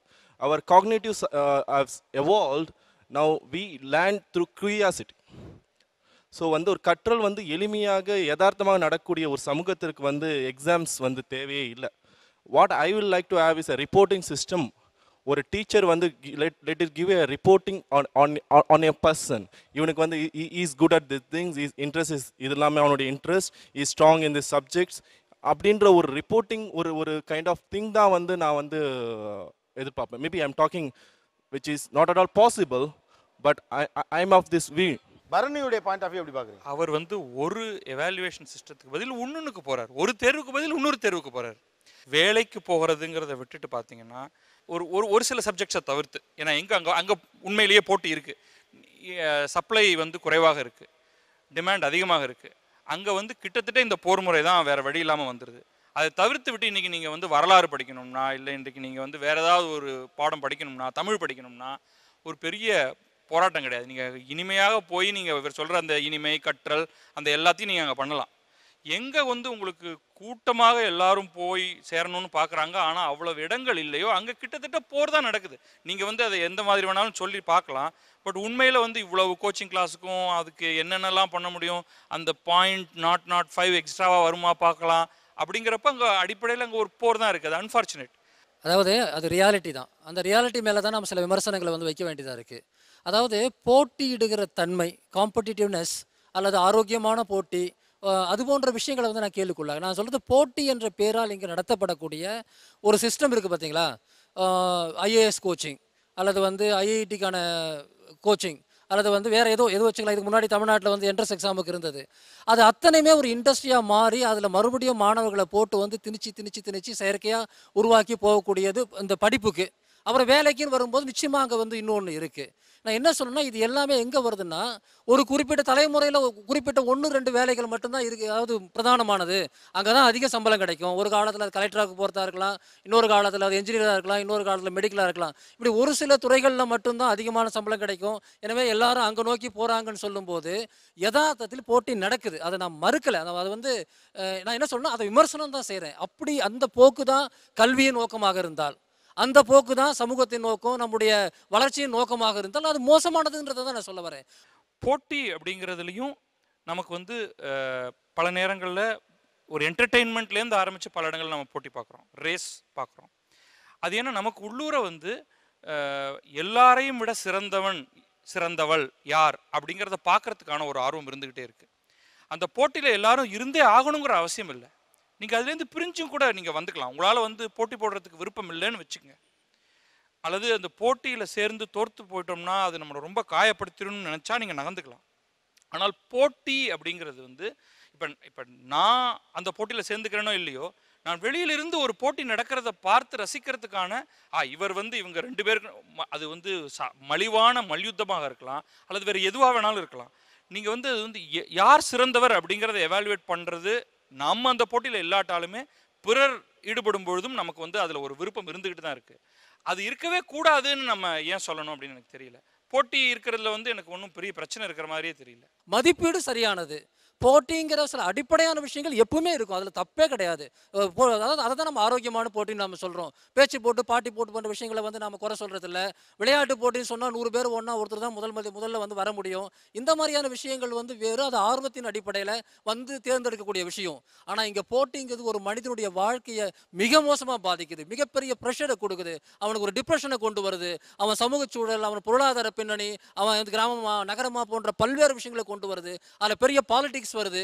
அதாவது அந்த போட்டி அப்ஜெக்டிவா எல்லா ரூல்ஸும் சரியாக இருந்து தான் நடக்குதுன்னு சொன்னா அந்த போட்டிக்கு அர்த்தம் வேற. அப்படி இல்லாத நேரத்தில் அந்த போட்டியின் மூலமாக நடக்கக்கூடிய அரசியல், அதன் மூலமாக நடக்கக்கூடிய அதிகார ஆட்டம் இருக்கு பார்த்தீங்களா, அதைத்தான் நான் கேள்வி கேட்கிறேன். ஒரு சிறிய இடைவேளைக்கு பிறகு தொடர்ந்து பேசுவோம். கல்வி வடிவம் குறித்த எக்ஸ்பர்ட்ஸ், பொதுமக்கள் இவர்களுடைய பார்வை என்னவாக இருக்கிறது? Stay tune with us. இது ஆச்சி மசாலா நீயா நானா, பவர்ட் பை ஜன்னல், சமூகத்தின் சாளரம் Vernika Ayurvedic hair oil, co presented by Sunland, ஒவ்வொரு துளியிலும் எனர்ஜி மற்றும் Adityaram group. Welcome back to Aachi Masala Neeya Naana, powered by Jannal, சமூகத்தின் சாளரம் Vernika Ayurvedic hair oil, co presented by Sunland, ஒவ்வொரு துளியிலும் எனர்ஜி மற்றும் ஆதித்யாராம் குரூப். நீயா நானா தன்னுடைய அனுபவத்தில் பல்வேறு நவீனமான கருத்துக்களை முன்வைத்திருக்கிறது இங்கு வரக்கூடிய இந்த பார்ட்டிசிபென்ட்ஸ் மூலமாக. அந்த வரிசையில் நவீன சிந்தனைகளோடு கல்வி வடிவம் பற்றி பேசிக் கொண்டிருக்கிறோம். இதை உற்று கவனிக்க வேண்டிய ஒரு நிகழ்வு அப்படின்னு நினைக்கிறேன். தொடர்ந்து பேசலாம். பேராசிரியர் ஆர் ராமசாமி, ஒரு நிமிஷம். ஏன்னா முதல்ல மார்க் வேண்டாம்னு சொன்னது நீங்கள் தான். இல்லை, மார்க் வேண்டாம்னு இப்பயும் சொல்கிறேன். ஏன்னா மார்க் அப்படிங்கிறது வந்து இப்போ வகுப்பில் வந்து 20 பேர் இருக்காங்கனாக்கா 20 பேரில் 1 அப்படின்னு சொல்லுது. ஆனால் கிரேட் சிஸ்டம் வந்து ஒரு 5 கிரேடு இருக்குனாக்கா 20 வந்து 4 ஆக்கிடுது, 5 பகுதி ஆக்குது. இந்த கடைசியில் இருக்கிற ஏ அப்படிங்கிறதுல 5 பேர் இருக்காங்க. 5 பேரில் ஒரு ஆள், அடுத்து இருக்கிற 8 பேரில் ஒரு ஆள், 3 பேரில் ஒரு ஆள் அப்படிங்கிற போது யாருக்கும் பிரச்சனை கிடையாது. 20ல் 1 நான் தான் அப்படின்னாக்கா அது ஒரு பெரிய சிக்கலானது. ஏன்னா நம்ம வந்து இந்த மார்க் அப்படிங்கிறது கொஞ்சம் கொஞ்சமாக கீழே வந்து வெளியே வந்து தள்ளி விடுற வேலை இருக்குது. எலிமினேஷன் ஆளி ஒரு செந்தில்நாதன் சொன்னார். நம்முடைய இப்போ இருக்கிற இந்த மார்க் சிஸ்டம் நிறைய பேரை வெளியே தள்ளுற, கடைசியில் ஃபெயில் அப்படின்னு சொல்லி வெளியே தள்ளுற அந்த அடிப்படையில் இருக்கக்கூடிய ஒரு மதிப்பெண் முறை. அதுக்கு பதிலாக கிரேட். 10ஆம் கிளாஸ்க்கு அப்புறமா நடக்கிற தற்கொலைகளும், மாணவர்கள் மேலே இருக்கிற ஸ்ட்ரெஸ்ஸும், மாடர்ன் சைக்காலஜி கொடுக்கக்கூடிய இந்த அசஸ்மெண்ட்ஸும், இது எல்லாம் நம்மளை என்ன நோக்கி நகர்த்துதுன்னா, மார்க்குங்கிறது வந்து ஒரு பூதாகரமான விஷயமாகவும், எக்ஸாமுங்கிறது வந்து ஒரு பெரிய என்ன சொல்கிறது அக்னி பரீட்சை மாதிரியுமான ஒரு பிம்பத்தை வளர்த்து, மார்க்குங்கிறது வந்து ரொம்ப ஒரு பர்சனாலிட்டியோட ஒரு இன்டெலிஜென்ஸை அசஸ் பண்ணுறதுக்கு ஒரு ப்ரிசைஸான ஒரு இண்டிகேட்டர் இல்லை தான். ஆனால் அதுக்கான ப்ரிசைஸான இண்டிகேட்டர் கண்டுபிடிக்கப்படுகிற வரைக்கும் மார்க்குங்கிறது இருந்து தான் ஆகணும். இந்த மார்க் சிஸ்டம்லேயும் இந்த எவாலுவேஷன் ப்ராசஸ்லேயும் நம்ம ஒரு எவல்யூஷன் பார்க்க முடியும். உதாரணத்துக்கு ஒரு 50 வருஷத்துக்கு முன்னாடி பார்த்திங்கன்னா எல்லாமே வந்து ஒரு பக்கம் பக்கமாக தான் நம்ம எழுதிட்டு இருப்போம். நம்ம எல்லாருமே ஸ்கூலில் அப்படி பக்கம் பக்கமாக எழுதி தான் வந்தோம். ஆனால் அந்த பக்கம் பக்கமாக எழுதுகிற விடையிலையும் அந்த ஆன்சர்லேயும் அந்த அந்த விடைக்குள்ளே வந்து ஒரு ப்ரிசிஷன் இல்லை அப்படின்னு எப்போ தெரிஞ்சதோ, ஏதோ ஒரு காலகட்டத்தில் யாரோ கண்டுபிடிச்சாங்க. ரொம்ப மென்மையாக இந்த சிஸ்டமை வந்து ஒரு 1 மார்க்குங்கிற ஒரு விஷயத்தையும் மல்டிபிள் சாய்ஸுங்கிற ஒரு விஷயத்தையும் நோக்கி நகர்த்தினாங்க. நகர்த்தினதுக்கப்புறமா இன்றைக்கி வேண்டான்னு சொன்னவங்களும் எல்லா இடங்கள்லையுமே இன்றைக்கி வந்து நீங்கள் வந்து நிறைய வள கொள்ளான்னு ஆன்சர் எழுத தேவையில்லை, நீ வந்து பாயிண்ட்ஸ் எழுதினா போதும், அதுக்குண்டான ஒரு ரீடெஃபினிஷன் வந்து மெல்லமாக நகர்த்தப்பட்டது. அதோட விளைவு தான் இன்றைக்கி இந்த நம்ம பார்க்குற அந்த 200 பேர் 300 பேர் சென்டம் வாங்குறதும் 1000 பேர் மேத்ஸில் சென்டம் வாங்குறதும் இந்த சிஸ்டம். இது வந்து ஒரு ஒரு ஒரு ஹியூஜ் மெகா சோஷியல் ஸ்ட்ரக்சருக்கு அவசியப்படக்கூடிய ஒரு சிஸ்டம். இது வந்து எவால்வ் ஆகிக்கிட்டு இருக்கு. இனிமேலும் இது இன்னும் ஒரு சென்சிட்டிவான ஒரு டைரக்ஷன் நோக்கி எவால்வ் ஆகும். அதுக்காக ஒட்டுமொத்தமாக மார்க்கு தூக்கி போடணுங்கிறது ரொம்ப சட்டத்தனமான விஷயம். கிரேட் சிஸ்டம் அப்படிங்கிறது வந்து தனியார் பள்ளிகள்லேருந்து பரவலாக ஆரம்பித்த சிஸ்டம். பொதுவாக மார்க் அந்த மாதிரியான சிஸ்டம் தான் நம்மக்கிட்ட இருந்தது. கிரேட் சிஸ்டம் பின்னாடி வருது. இந்த கிரேட் சிஸ்டம் வர்றதே மார்க் சிஸ்டத்தினுடைய குற்ற உணர்ச்சினால தான் இந்த கிரேட் சிஸ்டம் ஒன்று கண்டுபிடிக்கும். இந்த எலிமினேஷன் இவனை மார்க் எடுத்து பண்ணுறதை விட்டுட்டு ஒரு கிரேட், இவர் சொன்னது மாதிரி ஒவ்வொரு கிரேட்லையும் நம்ம பண்ணணுன்றதே மார்க் சிஸ்டத்தினுடைய குற்ற உணர்ச்சியிலிருந்து உருவாக்கப்பட்ட ஒரு சிஸ்டம். ரெண்டாவது, சமூகத்தை வழிநடத்துபவர்கள், சமூகத்தை ஆள்பவர்களுக்கு போட்டி நடத்துவது ரொம்ப சுலபமானது. அவர்களுடைய தேவைக்கு ஆட்களை தேர்ந்தெடுப்பதற்கு போட்டி நடத்திவிட்டால் சுலபமாகும். போட்டி இல்லாத ஒரு சமூகத்தை சிந்தித்தவர்களான இடதுசாரிகளும் சரி, இங்கே ஜே கிருஷ்ணமூர்த்தி இந்த ஸ்கூல் நடத்திட்டு இருக்காங்க. இவங்க இவங்களுடைய மாற்றை இதுவரைக்கும் நாம் கணக்கில் எடுத்து கொண்டோமான்றதை நம்ம இன்னைக்கு வந்து விவாதிக்கவே கிடையாது. ஓகே, இந்த மாற்றை முன்னெடுத்தவர்கள் குறுகிய காலமாகவே ஒரு 100 வருஷம் 75 வருஷமாக தான் இருக்காங்க. ஆனால் பல நூற்றாண்டு காலமாக நம்ம போட்டியை நடத்துறது ரொம்ப சுலபமாக இருக்கிறதுனால we are all accepting that. இல்லை, எப்போவுமே இந்த அல்டர்னேட் மைனாரிட்டி வியூ பாயிண்ட்ஸ்லாம் டக்குன்னு எல்லாரும் எடுத்துக்க போகிறது இல்லை. இப்போ நானும் அதை இன்னொருத்தரோ அதை பர்சியூ பண்ணுறது முக்கியம் கிடையாது. அது வந்து மெயின் ஸ்ட்ரீமுக்கு வரணும் இல்லையா? அப்போ இந்த எக்ஸ்பெரிமெண்ட்ஸ் எந்த அளவுக்கு நடந்திருக்கு அப்படின்னு நான் அவர் சொன்னது, பரணி சொன்னதெல்லாம் நான் ஏற்றுக்கல. நான் இங்கே இருக்கிற தி ஸ்கூலில் என்ன நடக்குதுன்னு பார்த்துட்டு தான் இருக்கேன். அவங்களும் ஐசிஎஸ்சி சிலபஸ் ஐஎஸ்சியில் இருக்காங்க. அதுவும் மார்க்கு கிரேடு ஏதோ ஒரு எக்ஸாம் இருக்குது. அவங்களுக்கு எக்ஸாம் இல்லாமல் அவங்க வந்து நீங்கள்லாம் வெளில போங்கன்னுலாம் ஒன்றும் சொல்லலை. அவங்க வெளில வந்துட்டு அவங்க வந்து எல்லாரையும் விட பெட்டராக பர்ஃபார்ம் பண்ணுறாங்கங்கிறத நான் வந்து ஏற்றுக்கல. It's yet another school. உள்ளுக்குள்ளே டீச்சிங் மெக்கானிசமில் ஏதாவது சில வித்தியாசங்கள் இருக்கலாம். அது மாதிரி ஒரு 100 பள்ளிக்கூடங்கள் பல இடங்களில் நடந்துக்கிட்டு தான் இருக்குது. சென்டர் ஃபார் லேர்னிங்னு ஏதோ பெங்களூரில் இருக்குது. நிறையா கேள்விப்பட்டிருக்கேன், நான் போய் பார்த்தது கிடையாது. நிறைய அல்டர்னேட் எக்ஸ்பெரிமெண்ட்ஸ் நடக்குது. அது எல்லாமே குட்டி குட்டியாக பல இடங்களில் இருக்குது. அது மெயின் ஸ்ட்ரீம் ஆகலைன்னா அதுக்கு பல காரணங்கள் இருக்குது. அதை வந்து அப்படியே எடுத்துக்கிட்டு ஒரு ஏன் உதாரணத்துக்கு வந்து அரசு வந்து நினச்சிருந்தா அதை வந்து ஒரு 100 பள்ளிக்கூடங்கள் அதை கொண்டு வர முடியாதா? இந்த இப்போ இருக்கக்கூடிய சிஸ்டம் வந்து ஒரு வெல் எஸ்டாப்ளிஷ் சிஸ்டம். இதில் குறைகள் இருக்குது. நீங்கள் ஒரு மாற்றம் நீங்கள் காமிக்கிறீங்கன்னா அது இந்த குறைகளை எல்லாம் இப்படியெல்லாம் தான் அது விளக்குது அப்படிங்கிறது ரொம்ப தெளிவாக காமிக்கணும். போட்டிகள் இல்லாத தேர்வு இல்லாத ஒரு மெத்தட் அப்படிங்கிறது வந்து நான் உலகத்தில் எங்கேயும் பார்த்த மாதிரி எனக்கு தெரியல. போட்டி நடத்துவது சுலபம். இந்த இதுவரைக்குமான சமூகத்தை ஆண்டவர்கள், அதிகார சக்திகள் அத்தனை பேரும் போட்டியை ஏன் ஆதரிக்கிறார்கள் என்றால் ஒரு ஜனத்தொகையை, ஒரு மக்கள் திரளையை கட்டுப்படுத்துவது போட்டியின் வழியாக மிக சுலபம் என்பதனாலேயே, அதனாலேயே பல நூற்றாண்டுகளாக மனதில் போட்டிக்கு ஆதரவான மனநிலை வளர்ந்துருச்சு. இதை நீங்கள் இவர் சொன்னார், ஒரு மாற்றத்தை உடனடியே ஏற்றுக்க மாட்டாங்க யாருமே. கோ எஜுகேஷன் சிஸ்டத்தையே நம்ம சமூகத்தில் எதிர்த்தவர்கள் உண்டு. இன்றைக்கும் அதுக்கு எதிராக பேசுபவர்களும் இன்றைக்கி நமக்கு இருக்காங்க. இந்த மாற்றம் நடக்கிறதுக்கு மெல்ல வரணும். இப்போ ஆல்டர்னேட்டிவ் ஸ்கூல்ஸ் வீட்டிலேருந்தே படிக்கலாம், எக்ஸாமினேஷனே கிடையாது, பாடமே கிடையாது, இப்படி நிறைய ஆல்டர்னேட் மாடல்ஸ்லாம் இருக்குது. பட் இந்த சிஸ்டத்துக்கு நம்ம முன்வைக்கிறது அதுதான். அது எவ்வளோ சக்ஸஸ்ஃபுல்லாக இருக்குங்கிறதுக்கான யாட்ஸ்டிக் ஒன்றும் இல்லை. பல வகையான ஆல்டர்னேட்டிவ்ஸ்க்கான முயற்சிகள் நடந்துகிட்ருக்கு. மாண்டிசரி சிஸ்டம் வந்தது, கிண்டர் கார்டன் சிஸ்டம் வந்தது, ப்ளே ஸ்கூல் வந்தது. இது எல்லாத்தையும் தூக்கி பிடிக்கிற மக்கள் முன்வைக்கிற பாயிண்ட் என்னென்னா, நாங்கள் வந்து ஒரு ப்ளே ஸ்கூல் சிஸ்டம் க்ரியேட் பண்ணியிருக்கோம். இந்த ப்ளே ஸ்கூல் சிஸ்டம் வழியாக குழந்தையோட க்ரியேட்டிவிட்டிக்கு நாங்கள் வந்து ஸ்கோப் கொடுக்குறோம், அவனோட ப்ராக்டிக்கல் எக்ஸ்பீரியன்ஸ்க்கு ஸ்கோப் கொடுக்குறோம், அவனுக்கு பிடிச்ச விஷயங்கள் நாங்கள் சொல்லிக் கொடுக்குறோம் அப்படிங்கிறாங்க. ஆனால் அந்த சமூகத்தோடைய மிக நல்ல அச்சீவ்மெண்ட்ஸ் பண்ணின மனிதர்கள் எல்லாரையுமே ரொம்ப உன்னிப்பாக கவனித்து பார்த்தீங்கன்னா, அவங்க யாரும் இந்த ஸ்பெஷல் ஸ்கூல்ஸ்லேருந்தோ, ப்ளே ஸ்கூல்லேருந்தோ, மாண்டிசாரிலேருந்தோ வந்தவங்க யாருமே கிடையாது. எல்லாருமே இன்ஃபேக்ட் பெரும்பகுதி மக்கள் பார்த்திங்கன்னா வந்து மரத்தடியில் படித்தவன் வந்து இன்றைக்கி சென்னையில் பெரிய ஆளாக இருந்திருப்பான். இந்தியாவில் வந்து ஒரு 3ஆம் தர ஸ்கூலில் படித்தவன் யூஎஸில் ஒரு சாஃப்ட்வேர் கம்பெனியில் டாப் லெவலில் இருப்பான்.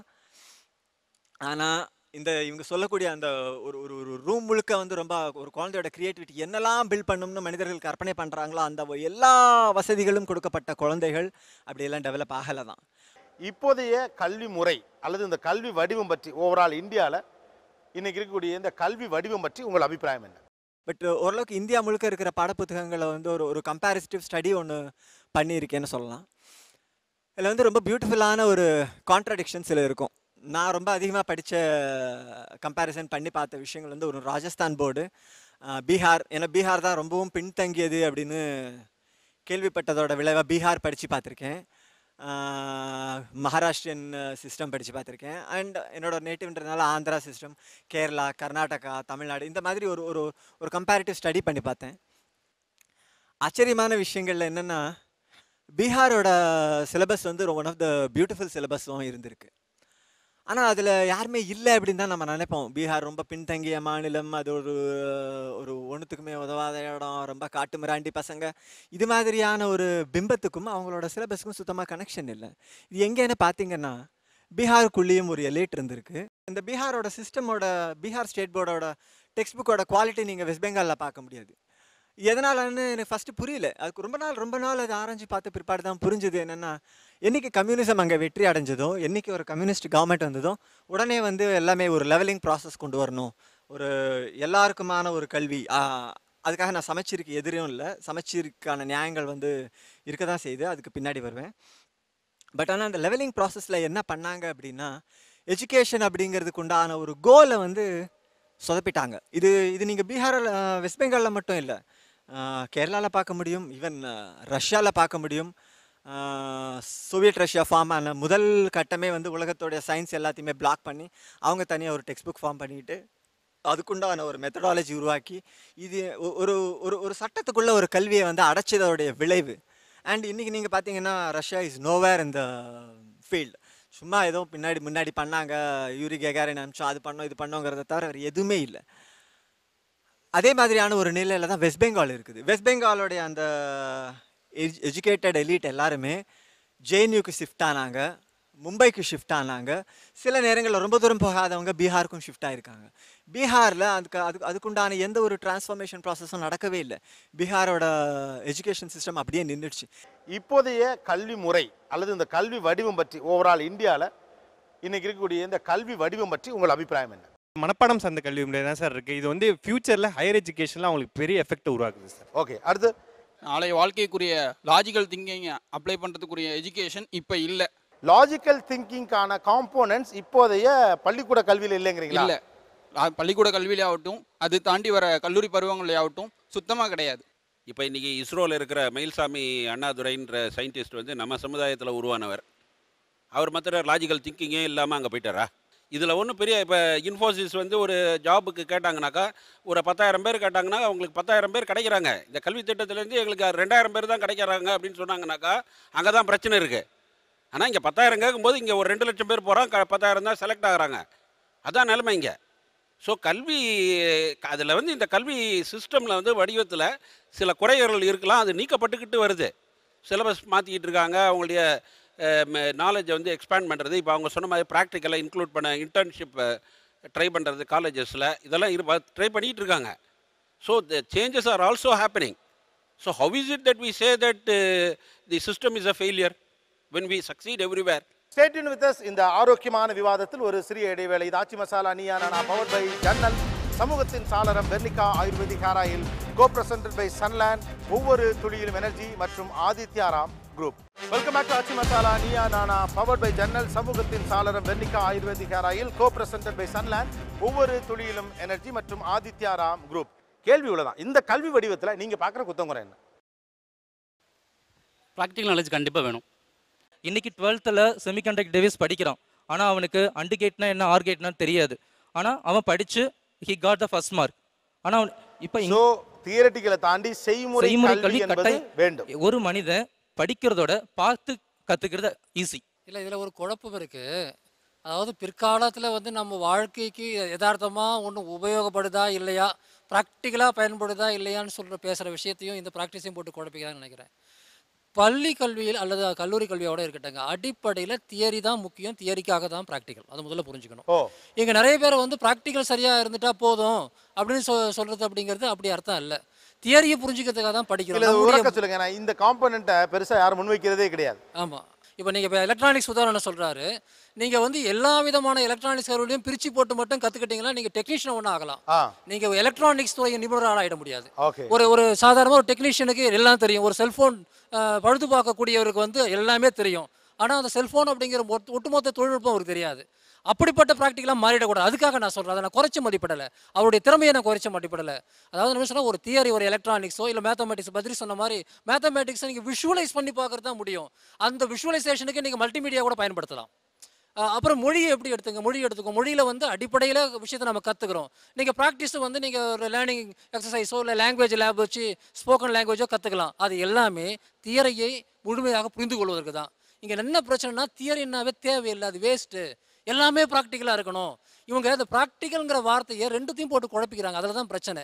வாழ்க்கையில் பயனுடையதாக இருக்கணும்னா அப்போ வந்து வெறுமனே தொழிற்கல்வி மட்டும் படிச்சுட்டா போயிடுற மாதிரி ஆகி போயிடும். இது ரொம்ப டேஞ்சரஸான ஒரு ஆர்குமெண்ட். அதனால தான் நான் இந்த ஆர்குமெண்ட் தான் ஓவராலாக எல்லா இடத்துலையுமே இருக்குது. நிச்சயமாக அதை உடைக்கணும். தியரி முக்கியம். தியரி இல்லாமல் ப்ராக்டிஸ் எதுவும் அர்த்தமே கிடையாது. தியரி இல்லாமல் ப்ராக்டிஸ் எந்த அர்த்தமும் கிடையாது. இல்லைங்கிறார் மணிவண்ணன். இந்தியாவில் ஒரு பெரிய கேடு என்னன்னா, மூளையால் செய்கிற வேலைக்கு தான் மதிப்பு, கையிலால் வேலை செய்கிறதுக்கு மதிப்பே கிடையாது. அது நம்ம பாடத்திட்டத்தில் இருக்குது, எல்லாத்துலேயும் இருக்குது. இதில் என்ன ஆகிடுன்னு வச்சுக்கோங்களேன், உண்மையாக நம்ம வாழ்க்கையில் நம்ம சுற்றி என்னென்ன சிக்கல் இருக்கோ அந்த சிக்கல்களுக்கு தீர்வு காணக்கூடிய எண்ணம் கூட நமக்கு வர்றதில்லை. ஏன்னா அது செய்கிறது கிடையாது. இவ்வளவு மனித கழிவுகளை இன்னும் மனுஷன் அள்ளிட்டு இருக்கான்னா அதுக்கான மெஷினை பண்ணணும்னு எவனுக்காவது இங்கே தோணுருக்கா? ஏன் தோணலைன்னா, நம்ம தியரியில் டிஸ்கனெக்டட். இதை வந்து நமக்கு பண்ணுற தியரி பூரா வந்து வளர்ச்சி அடைஞ்ச அமெரிக்கா போகிற நாடுகளில் அவங்களுக்கு இருக்க சிக்கல்களுக்கு எனக்கு தியரி கற்றுக் கொடுத்துட்டாங்க. ரொம்ப நல்லாவே எனக்கு அந்த தியரி தெரியும். ஆனால் என்னை சுற்றி இருக்க மக்களுக்கான சிக்கல்களை வந்து எப்படி நான் தீர்வு காண்றதுன்றது நான் பண்ணுறது கிடையாது. இந்த தியரிங்கிறத வந்து வெறும் எனக்கு மூளையில் பண்ண தெரியும், கையில் பண்ண தெரியாதுன்ற இது பண்ணியிருக்கேன். ஏன் வந்து அவர் நிறைய பேர் சொன்னாங்க, நம்ம வந்து இந்தியாவில் இவ்வளோ அட்வான்ஸ்டாக இருக்கணும். பாருங்கள், எல்லாமே பாருங்கள், மூளையை செய்கிற வேலை தான், கம்ப்யூட்டர் வேலை தான். இருக்கிற வேலை பூரா இங்கே வந்து மேனுஃபேக்சரிங் வேலை எங்கே வருதுன்னா அடித்தள வேலைக்கு மட்டும்தான் வருது. புதுசாக ஒரு கார் என்ஜினை வந்து நம்ம இந்தியாவில் டிசைன் பண்ணுறோமா? இல்லை. அந்த கார் என்ஜினை அசம்பிள் பண்ணுற வேலை தான் இங்கே வருது. ஏன் அந்த டிசைன் பண்ணுற வேலை இங்கே வரல? ஏன்னா அந்த மாதிரி திங்க் பண்ணி, அந்த மாதிரி ப்ராக்டிஸ் பண்ணி, நிறைய பண்ணி உடையும். ஏன்னா இது ஃபெயிலியர். அவங்க சொல்கிறது பூரா அடிப்படையே தான். ஏன் ப்ராக்டிக்கல் வேணும்னா, இதை பண்ணுறப்போ வேலை செய்யாது, உங்கள் தியரி வேலை செய்யாது. நீங்கள் தியரியை மாற்றணும், திருப்பி ப்ராக்டிஸுக்கு வந்து இந்த தியரி சரியா அப்படின்னு பண்ணணும். இந்த ஃபெயிலியரை பார்த்துட்டு தயங்காமல் திருப்பி திருப்பி திருப்பி இன்வென்ட் பண்ணிருக்கோம். அப்படி பண்ணுறதுக்கு முன்னாடி ஏன் இதை பண்ணுறோம், இது யாருக்காக இந்த சால்வ் பண்ணுறோம், அந்த எண்ணம் வரணும். அது நம்ம சுற்றுச்சூழலில் எல்லாம் சேர்ந்து தான் பண்ணணும். இந்த கல்ச்சரில் சொல்கிறேன், சத்தியமாக சொல்கிறேன், கையில் எது பண்ணாலும் அந்த வேலையை யோசிச்சு பாருங்கள். ஒரு சானிட்டரி என்ஜினியர் அப்படின்னு ஒரு வேலை கொடுக்குறேன். அந்த சானிட்டரி இன்ஜினியர் வேலை வந்து இந்த இவ்வளோ பெரிய மாநகரத்துடைய குப்பை ஒன்று கூட இல்லாமல் சுத்தமாக வச்சுட்டு இருக்கணும். அதை திங்க் பண்ணுறதே வேறு மாதிரி திங்க் பண்ணணும். எப்படி இந்த குப்பையை உள்ளே வர விடாமல் தடுக்கிறது, எப்படி இதை மக்கும் குக்கை மக்காத குப்பைன்னு பிரித்து விடுறது, இப்படி நிறைய சிந்திச்சு பார்த்துட்டு இந்த மக்காத குப்பையை எப்படி திருப்பி ரீசைக்கிள் பண்ணுறது, இது வந்து ஒரு சிஸ்டமிக் திங்கிங் வேணும். அதெல்லாம் நமக்கு யாரும் கற்றுக் கொடுக்க மாட்டாங்க. நம்ம வந்து ஒவ்வொரு நம்ம பாடத்திட்டத்திலேயே வந்து இப்படி சிந்திக்க விடணும்.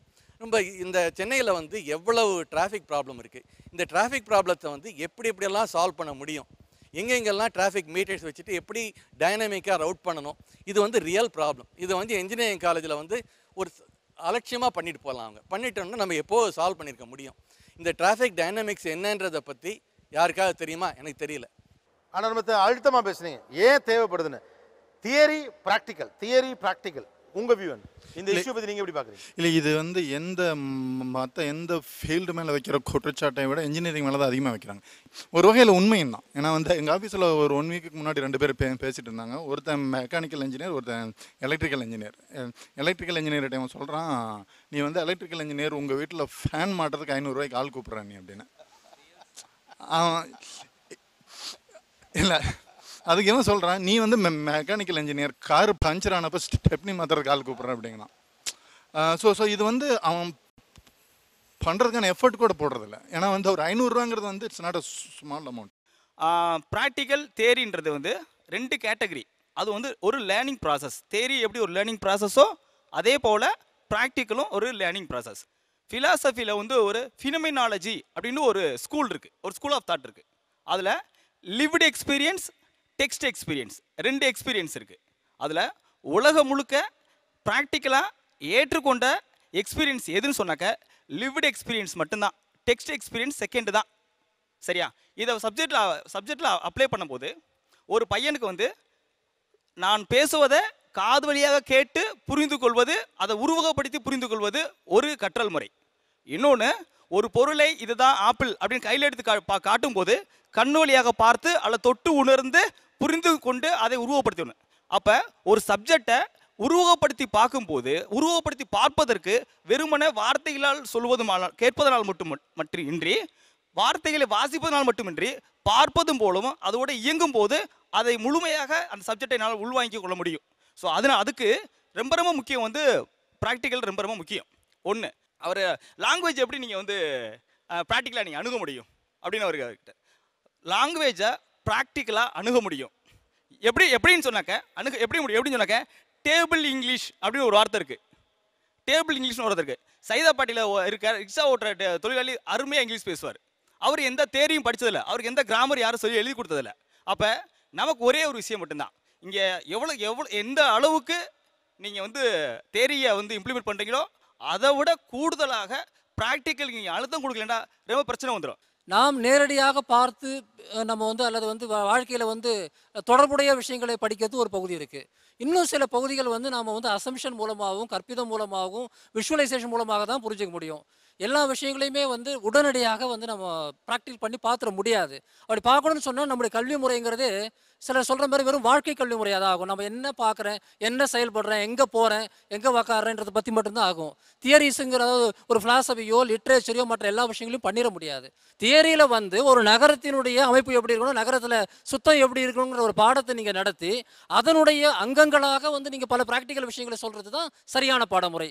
அதனால் தயவு செய்து தியரி வேர்சஸ் ப்ராக்டிஸ் இஷ்யூவாக இதை மாற்றிடாதீங்க. நான் அப்படி முன்வைக்கவும் இல்லை. ரெண்டாவது, அதான் வாழ்க்கையில் நம்ம பார்க்குற ஒவ்வொரு உதாரணத்தையும் வச்சு நம்ம பண்ண முடியாது. சைதாப்பேட்டையில் ஒரு பையன் ரொம்ப இங்கிலீஷ் பேசுகிறான், நீங்கள் மாமல்லபுரத்தில் ஒரு பையன் 5 மொழி பேசுகிறான். அங்கே இருக்கிற ஒரு கடைக்காரருக்கு 10 மொழி தெரியும். ஆனால் அப்படி வச்சு நம்ம ஒரு மல்டிலிங்குவல் எஜுகேஷன் பிளான் பண்ண முடியாது. நான் வந்து ஜப்பானீஸ் மொழி கற்றுக்கணும்னா அங்கே போய் கற்றுக்கிட்டா தான் சரியாக இருக்கும். என்ன பண்ணாலும் இங்கே கற்றுக்கிட்டா சரியாக வராது. ஆனால் நாட்டில் இருக்கிற அத்தனை பேருக்கு அனுப்ப முடியாது. அப்போ நம்ம என்ன செய்கிறோம், அந்த ப்ராக்டிக்கலை வந்து கொஞ்சம் குறைக்கிறோம். இமோஷன் லேர்னிங் அப்படின்னு. இமோஷன் லேர்னிங்க்கு ஒரு லாங்குவேஜ் லேப் வேணும். அது இல்லாத இடத்துல என்ன செய்யறது, குறைஞ்சபட்சம் ஃப்ளாஷ் கார்டு வச்சு யூஸ் பண்ண முடியுமான்னு பார்க்குறோம். ஆக அந்த ப்ராக்டிக்கலுங்கிறது மாறும் பல்வேறு சூழலை பொறுத்து. ஆனால் இவனை இமோஷன் லேர்னிங் கொண்டு போகிறது முடியவே முடியாது. அதனால் இப்போ இந்த கல்வி வேணாம்னு முடிவு எடுக்க முடியுமா? ஆக தியரிக்கான ப்ராக்டிஸ் இது ரெண்டுத்தையும் தயவு செய்து எதிரெதிராக நிறுத்தக்கூடிய ஆர்குமெண்ட்ங்கிறது ரொம்ப ஆபத்தான வருது. ஒரு சிறிய இடைவேளைக்கு பிறகு தொடர்ந்து பேசுவோம். கல்வி வடிவம் குறித்த எக்ஸ்பர்ட்ஸ் பொதுமக்கள் இவர்களுடைய பார்வை என்னவாக இருக்கிறது? Stay tune with us.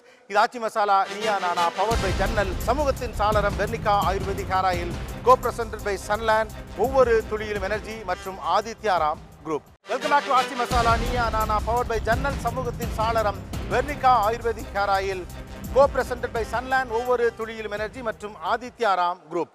கல்வி பற்றிய ஒரு பெரும் விவாதம். இந்த கல்வி வடிவத்துக்குள்ள எதுவெல்லாம் குறையாகப்படுகிறது, இந்த கல்வி சூழலுக்குள் என்ன மாற்றங்கள் நடந்து கொண்டு இருக்கிறது, பேசலாம். இன்றைய கல்வி வடிவம் குறித்து உங்களுடைய ஒப்பீனியன்? என்னோட கிரியேட்டிவ் தாட்டை அப்ளை பண்றதுக்கான இடத்தை இன்றைய கல்வி முறை கொடுக்கல. தியரி ப்ராக்டிக்கல்னு ஒரு இருக்க மாதிரி அவங்க ஒரு சொன்ன விஷயம், கிரியேட்டிவிட்டிக்கு இங்கே ஸ்பேஸ் இல்லை.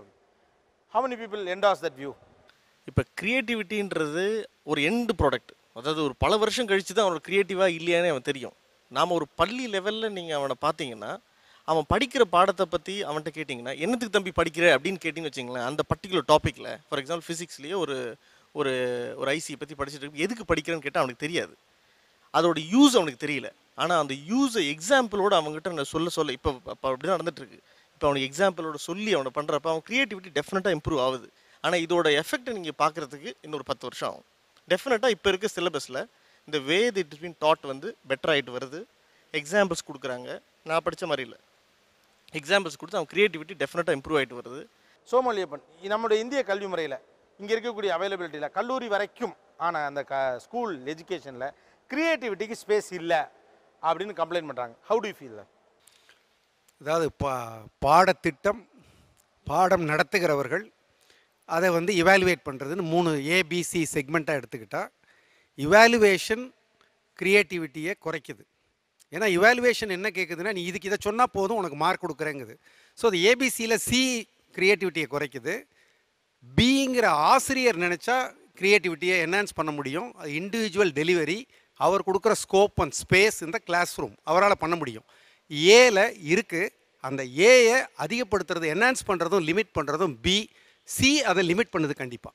யூஸ்வலாக வந்து கவர்மெண்ட் காலேஜஸ், ஸ்கூல்ஸு இதிலெல்லாம் வந்து க்ரியேட்டிவிட்டிக்கு ஸ்பேஸ் இருக்கிறதா நான் நினைக்கிறேன். ஏன்னு கேட்டிங்கன்னா, டீச்சர்ஸ் வந்து ஸ்பூன் ஃபீட் பண்ணுறது கிடையாது. ஆனால் ப்ரைவேட் காலேஜில் வந்து மார்க் ஓரியன்டேஷன் அடிப்படையில் அவங்க எல்லாம் இருக்கிறதுனால க்ரியேட்டிவிட்டிக்கு ஸ்பேஸ் இல்லாமல் மனப்பாடமாக பண்ணுறதுக்கான டிக்டேஷனை கொடுத்து அதை அப்படியே ரீப்ரொடியூஸ் பண்ணணும்னு சொல்லியிருக்காங்க. இன்னொன்று, வேல்யூவேஷன் டைமில் மார்க்ஸ் போடும் பொழுது க்ரியேட்டிவிட்டிக்குன்னு ஒரு மார்க் எதுவுமே கிடையாது. இப்போ க்ரியேட்டிவிட்டிக்குன்னு மார்க்கு அவங்க கொடுத்தாங்கன்னா பியாண்ட் சிலபஸ், அதுக்கு தொடர்புடைய விஷயங்களை எப்படி இணைச்சி பார்க்குறது, அந்த மாதிரி அளவுக்கு அவங்கள சிந்திக்கிறதுக்கான திறனை வளர்க்குறதுக்கு நம்ம சிலபஸில் இடம் இல்லைன்னு தான் நினைக்கிறேன். இந்த கம்யூனிகேஷன், நான் ஒரு விஷயத்தை வந்து ஐ ஹவ் டு கம்யூனிகேட் அப்படின்னும் போது எனக்கும் அந்த லெக்சரருக்கும் அந்த டீச்சருக்கும் ஸ்டூடெண்ட்டுக்கும் நடக்கிற இந்த மீடியம் வந்து லாங்குவேஜ் பேரியராக இங்கே இருக்குது. ஃபார்ச்சுனேட்லி வந்து நம்ம இங்கிலீஷ் மீடியம் தான் வந்து நம்ம வந்து ப்ரிஃபர் பண்ணுறோம். ஸோ ஒரு ஃபாரின் லாங்குவேஜுடைய influence whatever maybe the set and done definitely வந்து அது ஒரு க்ரியேட்டிவிட்டி பேரியரை வந்து அது நமக்கு வந்து வைக்க தான் போகுது. So language is a hindrance. அது தாய்மொழியாக இல்லாத காரணத்தினால என்னுடைய கற்பனை திறன் அங்கேயே மட்டுப்படுது முதல் ஸ்டேஜ்லேயே. ஆமாம், கிரியேட்டிவிட்டிக்கான வாய்ப்பு இங்கே கம்மியாக இருக்குங்கிறாங்க. Is it true? எல்லா நாடுகளை வந்து most of the education system is left brain. யூஎஸ்ல இருக்கலாம், இந்தியாவில் இருக்கலாம். What we are creating is a generation of people who can follow the rules, not people who can think out of the box. அதுக்கு வந்து என்ன செய்யணும்னா, it's not an issue of theory of practice. ஏன்னா எல்லா ஃபீல்ட்ஸில் theory அப்படியே மாறும். It will evolve. And as people have pointed out, இங்கே வந்து எல்லாருக்கும் ப்ராக்டிக்கலாக கொடுக்கறதுக்கு வாய்ப்புகள் இல்லை. So there needs to be a middle space. அந்த மிடில் ஸ்பேஸ் வந்து America understood it decades ago. அதுக்கு பேர் தான் ஆப்டிடியூட் டெஸ்ட்ஸ். உங்களால் can you learn, can you adapt, can you evolve by yourself? Teacher தான் சொல்லிக் கொடுக்கணுமா? உங்களால் அந்த இன்ஃபர்மேஷன் வந்து வாங்கிட்டு அப்படியே உங்களுடைய சுயமான சிந்தனையில் can you create something new? அதனால இந்த யூஎஸ் வந்து they have the system of SITs. இப்போ about 30 years ago, அந்த தான் you must get 100 marks in that, you must get the total marks in that. That used to be the criteria for college admissions. இப்போ யூஎஸ்லேயும் மாறி இருக்கு. Even இப்போ கம்மியாக mark வாங்கலாம், but இப்போ அவங்க வந்து வேற விஷயங்கள் பார்க்குறாங்க. They're going to see how do you exist in day-to-day life. என்ன மாதிரியான ஆக்டிவிட்டீஸில் நீங்கள் என்கேஜ் பண்ணுறீங்க? Are you just a bookworm? Do you do social work? Do you do work? Are you a leader? Are you a mentor to people? அது வந்து college examinations, college அட்மிஷன்ஸில் வந்து ஒரு cultural shift வந்திருக்கு. இந்தியாவில் நான் பார்த்த வரைக்கும் அந்த ஷிஃப்ட் வரலை. We are basically following an outdated system of education that we imported from the West decades ago. கொஞ்சம் அவுடேட்டடாக தான் இருக்கும். அது ரொம்ப அவுடேட்டடான்னு நான் சொல்ல மாட்டேன். நிச்சயமாக நமக்கு வந்து ஸ்டாண்டர்டைஸ்டு ஆப்டிடியூட் டெஸ்ட் நம்ம நாட்டுக்கு தேவை. ஸோ எல்லா இடத்துலையுமே இந்த டிபேட் நடந்துகிட்டு இருக்கு. யாருமே வந்து முற்றிலும் மேபி ஃபின்லாண்டாக இருக்கலாம், ஒரு இடங்களை தவிர மீது எல்லாருக்குமே வந்து ஒரு ஒரு திருப்தியற்ற ஒரு மனநிலை இருக்கிறத நம்மளால் பார்க்க முடியுது. ஒரு பின்னோக்கி போய் ஒரு 20 வருடங்களுக்கு முன்னாடி இருந்ததை விட இன்றைக்கு நம்ம பெட்டராக இருக்கோம் அப்படின்னாலும் இன்றைக்கு இருக்கிறது வந்து நமக்கு திருப்தியுடையதாக இல்லை அப்படிங்கிற ஒரு எண்ணம் நமக்கு இருந்துகிட்டே இருக்கு. அது அவசியம் தான் நினைக்கிறேன். அந்த மாதிரியான ஒரு எண்ணம் இருக்கு. அடுத்த கொஸ்டின் நான் வரேன். ஒரு 1960 வரைக்கும் ஓவியரை கொடுங்களேன். ஒரு 1960 வரைக்கும் நமக்கு கிட்டத்தட்ட திண்ணைப்பள்ளிகள் தான். அதற்கு பிறகு நிறைய மாற்றங்கள் கொண்டு வந்திருக்கிறோம். இப்போ இருக்கக்கூடிய எஜுகேஷனை கொண்டு வந்திருக்கோம். அந்த நவீன கல்வி முறை, அதற்கான கற்பித்தல் முறைகள், அதற்கான ப்ராக்டிக்கல்ஸ் இப்படின்னு. இந்த மாற்றம் தமிழ்நாட்டை வளப்படுத்தி இருக்கா இல்லை பின்தள்ளி இருக்குன்னு நினைக்கிறீங்களா? கண்டிப்பாக வளப்படுத்தியிருக்கு. பின்தங்கி இருக்குன்னு நம்ம சொல்லவே முடியாது. இப்போ இங்கே வந்து நிறைய இஷ்யூஸ் நம்ம டிஸ்கஸ் பண்ணுறோம், விவாதிக்கிறோம். இது பற்றியெல்லாம் நம்ம வந்து 60 ஆண்டுகளுக்கு முன்னாடி விவாதிக்கிறதுக்கான களமே நம்மக்கிட்ட இல்லை. இன்னும் சொல்லப்போனால் இந்த களத்தையே இந்த கல்வி தான் வந்து நமக்கு வந்து உருவாக்கி தந்திருக்கு. அந்த களத்தில் தான் நம்ம உட்காந்து இவ்வளோ தூரம் விவாதிச்சுட்டு இருக்கிறோம். தமிழ்நாட்டோட எஜுகேஷன் சிஸ்டம் ஒரு particular type of education system இருந்திருக்கு. இங்கே அதோட ஒன் ஆஃப் த மேஜர் என்ன கேட்டால், நான் பர்சனலாக திராவிட இயக்கங்களோட பாசிட்டிவ் ஃபேக்டர்ஸ்லாம் நான் வைக்க விருப்பப்படுற விஷயம் என்னென்னா அந்த எஜுகேஷனுக்கு அவங்க கொடுத்த இம்பார்ட்டன்ஸு, திராவிட இயக்கம் அந்த எஜுகேஷன் கொடுத்த இம்பார்ட்டன்ஸும் அதுக்குண்டான வாத்தியார்களும் அதுக்கு உருவாக்கின ஒரு ஐடியாலஜிக்கல் சிஸ்டம். நீங்கள் பார்த்தீங்கன்னா தமிழ்நாடு டெக்ஸ்ட் புக்கோட அந்த டெக்ஸ்ட் புக்ஸ் பார்த்தீங்கன்னா ஆப்ஸ்கியூரான சின்ன சின்ன சின்ன சின்ன ஸ்கூல்லேருந்து எழுதியிருப்பாங்க. ஒரு கோவில்பட்டியிலேருந்து ஒரு ஸ்கூலு, நாமக்கல்லேருந்து ஒரு ஸ்கூல்லேருந்து. இந்த வாத்தியார் இவங்களுக்கு என்ன தெரிஞ்சிருக்கும், சென்னையிலேருந்து இருக்கிற ஸ்கூலோட வாத்தியார்கள் தான் அந்த குவாலிட்டி இருந்திருக்கணும் அப்படிங்கிற ஒரு ஒரு ஒரு இதுதான் இருந்திருக்கும். பட் ஆனால் அந்த ஆத்தர்ஸோட அந்த டச்சும் அவங்க அந்த ஒரு ஹைலி லொக்கேட்டடான ஒரு விக்டோரியன் இங்கிலாண்டை சேர்ந்த ஒரு வெஸ்டர்ன் ஸ்டோரியை எடுத்துக்கிட்டு அதுக்கு ஒரு சின்னதாக ஒரு ட்விஸ்ட் கொடுத்துருப்பாங்க. இதுக்கு அந்த அந்த வெஸ்டர்ன் ஸ்டோரிக்கும் அதோடைய இந்தியாவுக்குள்ளே இருக்கக்கூடிய கலாச்சாரத்துக்கு உண்டான ஒரு பண்புக்குள்ளே இருக்கிற ஒரு விஷயத்துக்கும் உண்டான ஒரு தொடர்பை ஏற்படுத்தி ஒரு வாத்தியார் வந்து ஒரு கொஷனை ஃப்ரேம் பண்ணியிருப்பார். இது சாத்தியப்பட்டது இந்த மெத்தட் ஆஃப் எஜுகேஷன் இருக்குது இல்லைங்களா, இந்த டெப்த் ஆஃப் பர்செப்ஷன் ஒரு விஷயத்துக்குள்ளே ஊடுருவி போய் ஒரு இதை வந்து ஒரு கலாச்சாரம் தான் செய்திருக்க முடியும்னு நான் நம்புகிறேன். அந்த கலாச்சாரத்தை வந்து தூக்கி நிறுத்தினதும் அந்த கலாச்சாரத்துக்கு பின்னணியில் இருக்கிற மனிதர்களும் அவங்களுடைய ஸ்டாண்டர்ட்ஸும் தான் அதை தூக்கி நிறுத்தி. நீங்கள் தமிழ்நாடு முழுக்க ட்ராவல் பண்ணுறீங்க, இங்கே இருக்கவங்க எல்லாருமே இன்றைக்கி இருக்கக்கூடிய கல்வி முறை குறித்து அல்லது கல்வி வடிவம் குறித்து உங்களுடைய மதிப்பீடு? இன்றைக்கி வந்து பள்ளி கல்வியை பற்றி நம்ம பேசுகிறோம், இதனுடைய அமைப்பை பற்றி பேசுகிறோம். ஆனால் இதில் வந்து இன்ஃப்ராஸ்ட்ரக்சர்னு பார்க்கும் பொழுது இன்றைக்கி தமிழ்நாடாகட்டும் இந்தியா ஆகட்டும் ஆண்களுக்கும் பெண்களுக்குமே எஜுகேஷனில் ஒரு 20% கேப் இருக்குது. இந்த கேப்பு வந்து எப்படி ஃபில்லப் பண்ண போகிறோம் அப்படிங்கிறத பற்றி எந்த சிந்தனையும் நம்ம வந்து முன் வைக்கிறதில்ல. அதே சமயத்தில் தாழ்த்தப்பட்டவங்களுக்கும் மலைவாழ் மக்களுக்கும் இடையில கேப் இருக்குது, தாழ்த்தப்பட்டவங்களுக்கும் மற்றவங்களுக்கும் இடையில 20% கேப் இருக்குது. இந்த கேப்பெல்லாம் அட்ரஸ் பண்ணுற மாதிரி தான் நம்ம எஜுகேஷன் சிஸ்டம் வந்து வளரணும். அனைவருக்கும் கல்வின்னு வரும்பொழுது அதுக்கு ஒரு சின்ன வந்து விஷயம் என்னன்னா, சர்வசிக்ஷா அபியான் சொல்லிட்டு அனைவருக்கும் கல்வின்னு கொண்டு வராங்க. அதில் வந்து அருகாமை பள்ளின்ற ஒரு திட்டம் இருக்குது. அந்த அருகாமை பள்ளி திட்டம் கூட இன்றைக்கி வந்து தாழ்த்தப்பட்டவங்க வசிக்கிற பகுதியில் அந்த பள்ளிக்கூடத்தை கட்டணுங்கிற ஒரு ஸ்லோகன் கொண்டு வந்தால் போகிறோம். ஏன்னா அவங்களுக்கு தான் இப்போ கல்வி மறுக்கப்பட்டிருக்கு, 20% கம்மியாக இருக்காங்க. அப்படி இருக்க சமயத்தில் ஒரு அருகாமை பள்ளினா அதுக்கு ஒரே அர்த்தம் தான் இருக்க முடியும். 500 உள்ள பாப்புலேஷன் அல்லது 1000 பாப்புலேஷன் உள்ள ஒரு கிராமத்தில் ஒரு பள்ளிக்கூடத்தை கட்டியே ஆகணும் அப்படிங்கிற ஒரு திட்டம் வந்திருந்தா இன்னைக்கு 100% கல்வியை வந்து இன்னைக்கு நம்ம தமிழ்நாடு எட்டி இருக்க முடியும். இதுக்கு காரணமாக இருக்கிறது வந்து சாதி. சேரியில் இந்த பள்ளிக்கூடம் கட்டக்கூடாது, அப்படி கட்டினா எங்கள் பிள்ளைங்களை அனுப்ப மாட்டோம், இன்னும் கூட அந்த தகராறு இருக்குது. நான் மாவட்ட ஆட்சித்தலைவராக இருக்கும் பொழுது 2 மாவட்டங்கள்லையுமே தூத்துக்குடியிலையும் சரி வேலூர்லேயும் சரி இந்த மாதிரி பிரச்சனைகள் வந்ததை நான் பார்த்துருக்கேன் கண் கூட. அதனால் இப்படி இந்த கேப்பை எப்படி பிரிட்ஜ் பண்ணுறது?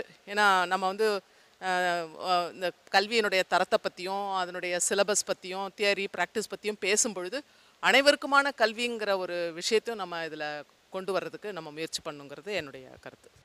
ஆக்சுவலாக இதை பதிவு பண்ணதுக்காக ரொம்ப மகிழ்ச்சி. ஏன்னா இந்த சப்ஜெக்ட்லேருந்து டைரெக்டாக அது கனெக்டட் தான். அருகாமை பள்ளின்னு சொல்கிறோம், ஆனால் அதுலேயுமே கூட அது ஜாதி அப்படிங்கிற ஒரு இஷ்யூ வந்துடுது அப்படிங்கிறது. ஏன்னா இதை நீங்கள் பதிவு பண்ணுறப்போ போய் சேரும் அப்படிங்கிறதுக்காண்டி. தேங்க்யூ.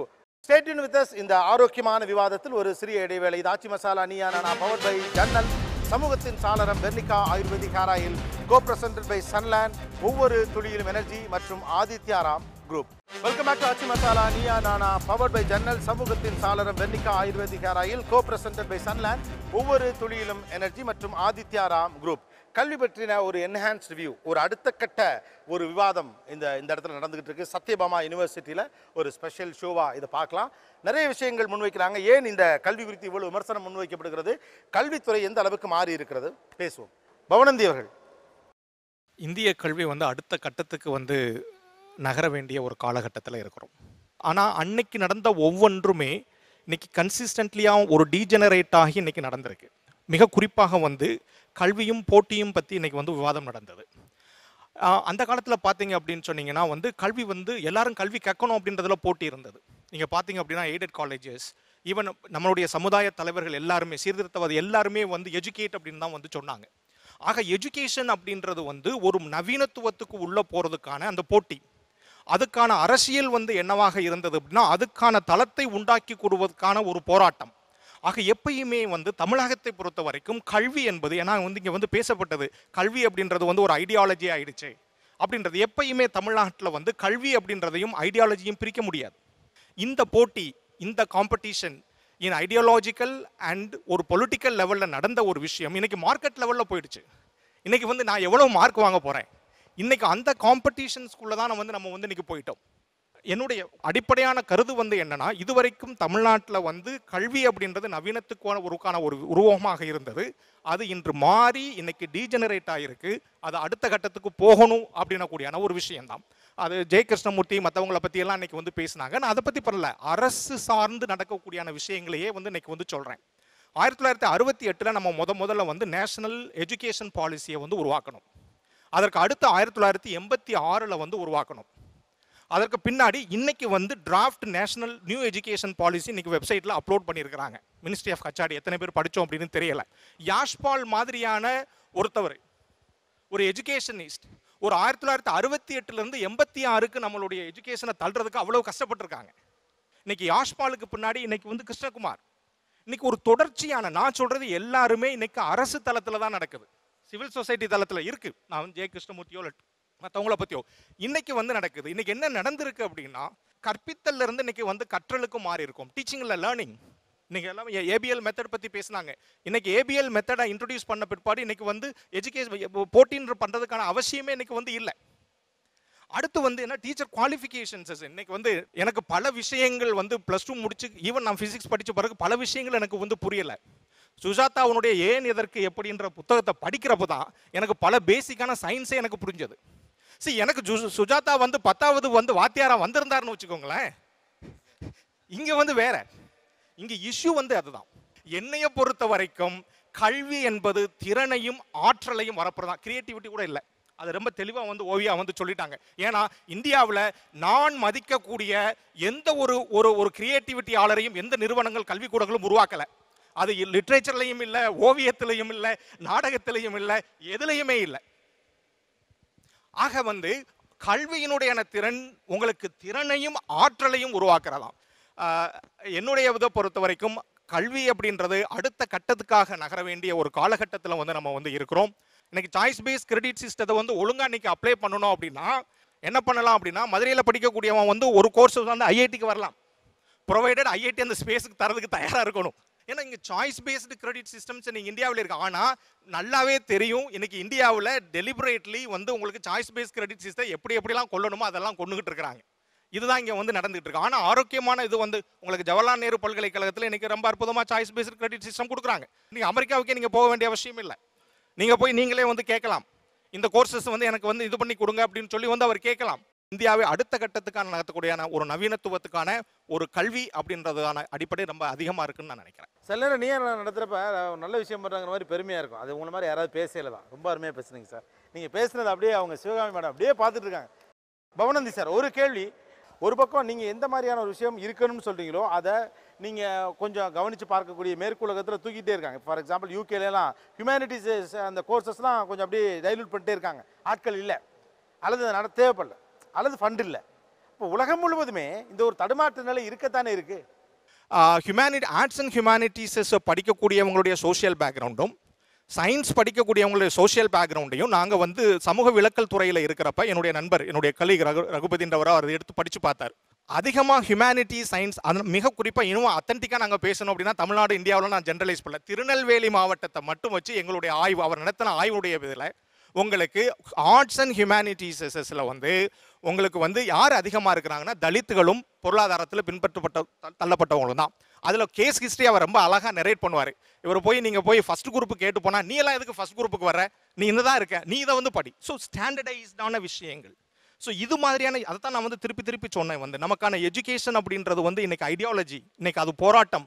இதை வந்து வெறுமே வந்து இதுக்கான போராட்டமாக மாற்றல. இந்த போராட்டம் இன்னும் நடந்துகிட்டு இருக்கு. இதை அட்ரஸ் பண்ண வேண்டிய மிக முக்கியமான ஒரு விஷயம் வந்து ஹியூமனிட்டிஸ் ஆர்ட்ஸ் மாத்திரம் இல்லை, அதில் குறிப்பாக சொல்லணும்னா தமிழ் படிக்கின்ற மாணவர்களில் வந்து ஏறக்குறைய 90% வந்து தாழ்த்தப்பட்டவர்கள் தான் தமிழ் பாடத்தை படிக்கிறாங்க. குறிப்பாக மதுரை யூனிவர்சிட்டியில் நான் போயிருக்கும்பொழுது அந்த ஆய்வை பார்த்தேன். 90% வந்து அதில் வந்து தாழ்த்தப்பட்டவங்க தான் தமிழ் படிக்கிறாங்க. ஸோ மற்றவர்களுக்கு வந்து என்னென்னா ஆரம்பத்தில் இருந்தே பொருளாதார ரீதியாகவும் வேலைவாய்ப்பு ரீதியாகவும் அந்த முக்கியமான பாடங்கள்னு சொல்லப்படுற விஞ்ஞான பாடங்கள்லாம் ஒதுக்கப்பட்டு ஹியூமானிட்டிஸ் அண்ட் ஆர்ட்ஸை வந்து தாழ்த்தப்பட்டவங்களுக்கு அதை வந்து ஃபோர்ஸ் பண்ணி அவங்கள எடுக்க வைக்கிறாங்க. மேக்ஸில் இருக்கிறவங்கள கூட நீ என்னத்துக்கு அதை படிக்கிற, நீ ஆர்ட்ஸில் போய் சேரு அப்படிங்கிற மாதிரியான ஒரு இது இருக்கிறது நிறையா ஸ்கூலில் அந்த மாதிரி கம்ப்ளைண்ட் வரதை நான் பார்க்குறேன். பாலசுப்ரமணியன், உங்கள் கையில் இப்போ நான் எவாலுவேஷன் ஷீட் தரேன். இன்றைக்கு இருக்கக்கூடிய கல்வி வடிவத்தினுடைய அது பற்றிய உங்கள் மதிப்பீடு என்ன? சிவகாமி மேடம் சொன்ன மாதிரி அருகாமை கல்வி திட்டம், மாண்டிசோரி கல்வி திட்டம், சமச்சீர் கல்வி திட்டம், இது எல்லாமே மேற்கிலிருந்து நாம் உள்வாங்கி கொண்டது தான். அருகாமை கல்வி திட்டம் என்பது பிரான்ஸ்லேருந்து வந்த விஷயம். சமச்சீர் கல்வி திட்டம் அப்படிங்கிற ஒரு விஷயம் நம்முடைய தமிழ்நாட்டில் மட்டும் பேசினோம். ஒரு மிகப்பெரிய ஒரு ஒரு லட்சிய முயற்சி தான். அவர் சொன்னவர் நவீனத்துவ சிந்தனைக்கு உட்பட்ட முயற்சி தான். சமச்சீர் கல்வி திட்டத்தின் கீழ் வருகிற பாடப்புத்தகங்களை நம்ம பார்த்துருக்கோமான்னு தெரியல. ஏன்னா நான் பார்த்த வரைக்கும் ஆக்டிவிட்டி பேஸ்ட் லேர்னிங் நீங்கள் சொல்கிற அந்த ப்ராக்டிக்கலாக இல்லைன்ற விஷயத்தையும் அதை அட்ரஸ் பண்ணுது. ரெண்டாவது, நம் வாழுகிற சமூகத்தினுடைய ஒட்டி இயந்து செல்கிற ஒரு கல்வி முறையை சமச்சீர் கல்வி திட்டம் பேசுது. இது 2 உதாரணத்தில் சொல்கிறேன். இளையராஜாவை பற்றின ஒரு குறிப்பு 9ஆம் வகுப்பு அல்லது 6ஆம் வகுப்பு சரியாக ஞாபகம் இல்லை, பாடப்புத்தகத்தில் இருக்குது. பக்கத்திலே மொசார்ட் பற்றின ஒரு குறிப்பு இருக்குது. புரிசை கண்ணப்ப தம்பிரான் அப்படிங்கிற ஒரு கூத்து கலைஞர் பற்றின குறிப்பு பாடப்புத்தகத்தில் இடம்பெற்றது சமச்சீர் கல்வி திட்டம் வந்ததுக்கு அப்புறம் தான். இன்னைக்கு சமூகத்தில் தமிழ் சமூகத்தின் என்ன நடந்திருக்கின்ற மாற்றத்தை உள்வாங்கி இந்த சமச்சீர் கல்வி திட்டம் அந்த பாடத்திட்டத்தில் சேர்த்துருக்கு. இந்த ப்ராக்டிக்கலாக எஜுகேஷன் இல்லை அப்படிங்கிற கம்ப்ளைண்டே வந்து எதுக்கு படுதுன்னா, இந்த வரலாறு, இலக்கியம், இலக்கணம் இதெல்லாம் படிச்சுட்டு இவன் வந்து வேலைக்கு உதவாது அப்படிங்கிற ஒரு எண்ணத்துலேருந்து தான் வருது. ஸோ இதையும் நம்ம அட்ரஸ் பண்ண வேண்டியது இருக்குது. இப்போது சமச்சீர் கல்வி திட்டம் எனக்கு தெரிஞ்ச ஒரு பெரிய லட்சியவாத கல்வி திட்டம் தான். இதை வந்து ஒரு விரிவான விவாதமாக அதை நம்ம வந்து முன்வைக்கணும். பாடத்திட்டம், ஆசிரியர், மாணவர்கள், நீங்கள் பள்ளிக்கல்வி என்பது எப்பொழுதுமே வந்து ஒரு பாடத்திட்டத்தை மையப்படுத்தின ஒரு கல்வியாக இருக்கணும். அதுக்கு பிறகு அதில் கொஞ்சம் அந்த ஒரு 10th அந்த மாதிரி வர்றபோது வந்து அது வந்து ஒரு ஆசிரியர் மையப்படுத்தின விஷயமாக இருக்கணும். அதுக்கு மேலே வர்றது வந்து மாணவர்கள் மையப்படுத்துறது. இந்த மாணவர்கள் மையப்படுத்தின பாடத்திட்டம் வர்றபோது தான் சாய்ஸ் பேஸ்டு கிரெடிட் சிஸ்டம் வருது. அவன் எதை பாடமாக படிக்க விரும்புகிறானோ அதை நீங்கள் தேர்வு பண்ணலாம்.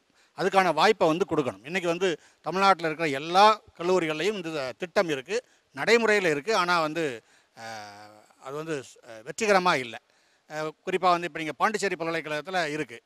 ஒரு மாணவன் படிக்கிற அதே 2 வருஷம் எம்ஏ படிக்கிற நேரத்தில் 2 எம்ஏ வாங்க முடியும். ஆனால் இப்போ மனோன்மணியத்தில் இருக்குது, ஆனால் அப்படி வாங்க முடியாது. ஏன்னா அங்கே நிறைய சாய்ஸ் கொடுக்க முடியாது. மதுரையில் கொடுக்க முடியாது. இப்போ நீங்கள் ஐஐடியில் கொடுக்கலாம், ஜவஹர்லால் நேரு யூனிவர்சிட்டியில் கொடுக்கலாம். அப்போ ஏன் அங்கே கொடுக்க முடியுது, இங்கே கொடுக்க முடியலை அப்படிங்கிறது தான். அங்கே மாணவனை மையப்படுத்தி ஒரு பாடத்திட்டத்தை வந்து உருவாக்கலாம். Stay tuned with us. இந்த ஆரோக்கியமான விவாதத்தில் ஒரு சிறிய இடைவேளை. இது ஆச்சி மசாலா நீயா நானா பவர்ட் பை ஜன்னல், சமூகத்தின் சாளரம் Vernika Ayurvedic hair oil, co presented by Sunland, ஒவ்வொரு துளியிலும் எனர்ஜி மற்றும் Adityaram group. Welcome back to Aachi Masala Neeya Naana powered by Jannal, சமூகத்தின் சாளரம் Vernika Ayurvedic hair oil, co presented by Sunland, ஒவ்வொரு துளியிலும் எனர்ஜி மற்றும் ஆதித்யாராம் குரூப்.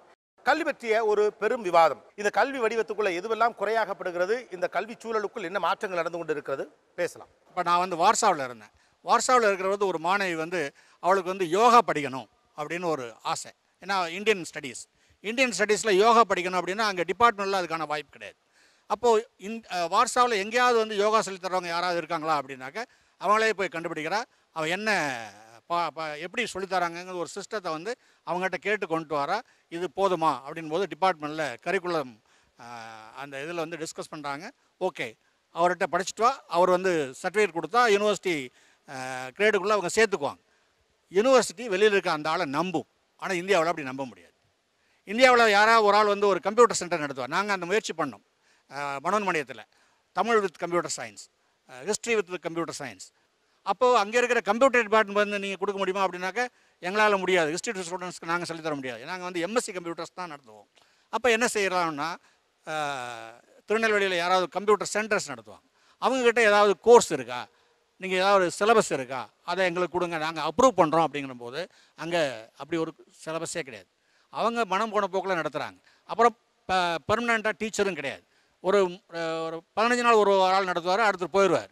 அப்போ அவரை நம்ம டீச்சர்னு சொல்ல முடியாது. இந்த சிலபஸை நம்ம அப்ரூவும் பண்ண முடியாது. அப்புறம் நினச்சா வந்து அந்த ஒரு 3 மாதம் கழித்து அந்த சென்டர் வந்து ஒரு சர்டிஃபிகேட்டையும் கொடுத்துரும். காசை கொடுத்துட்டா சர்டிஃபிகேட் கொடுத்துரும். இப்போ நம்ம யூனிவர்சிட்டி அப்ரூவ் பண்ண முடியாது. இந்த மாதிரி நிறைய பிரச்சனைகளோடு இருக்குது. இப்போது இருக்கக்கூடிய கல்வி வடிவம் குறித்து உங்களின் மதிப்பு? முதல்ல வந்து எல்லாரும் நினைக்கிறதுக்கு மாறாக இப்போ இருக்கிற சிலபஸை குறைக்கணும் அப்படின்னு நான் நினைக்கிறேன்.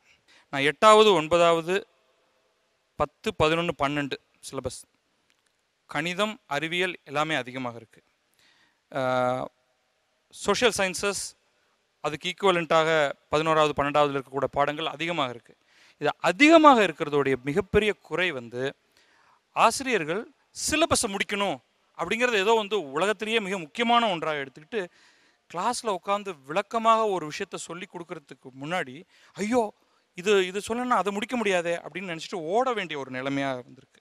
இப்போது சிபிஎஸ்சியில் இந்த சிலபஸ் இருக்கா, அப்போ நாமளும் வந்து அதுக்கு அடுத்த முறை நம்ம வந்து நம்மளுடைய இதை ரிவைஸ் பண்ணும்பொழுது அதில் என்னென்னலாம் இருக்குது, நம்மள்ட்ட என்னென்னலாம் இல்லை, அதை அப்படியே எடுத்துக்கி இங்கே சொருகி விட்டுருவோம் அப்படிங்கிற ஒரு எண்ணம் நமக்கு தேவையில்லாமல் வருது.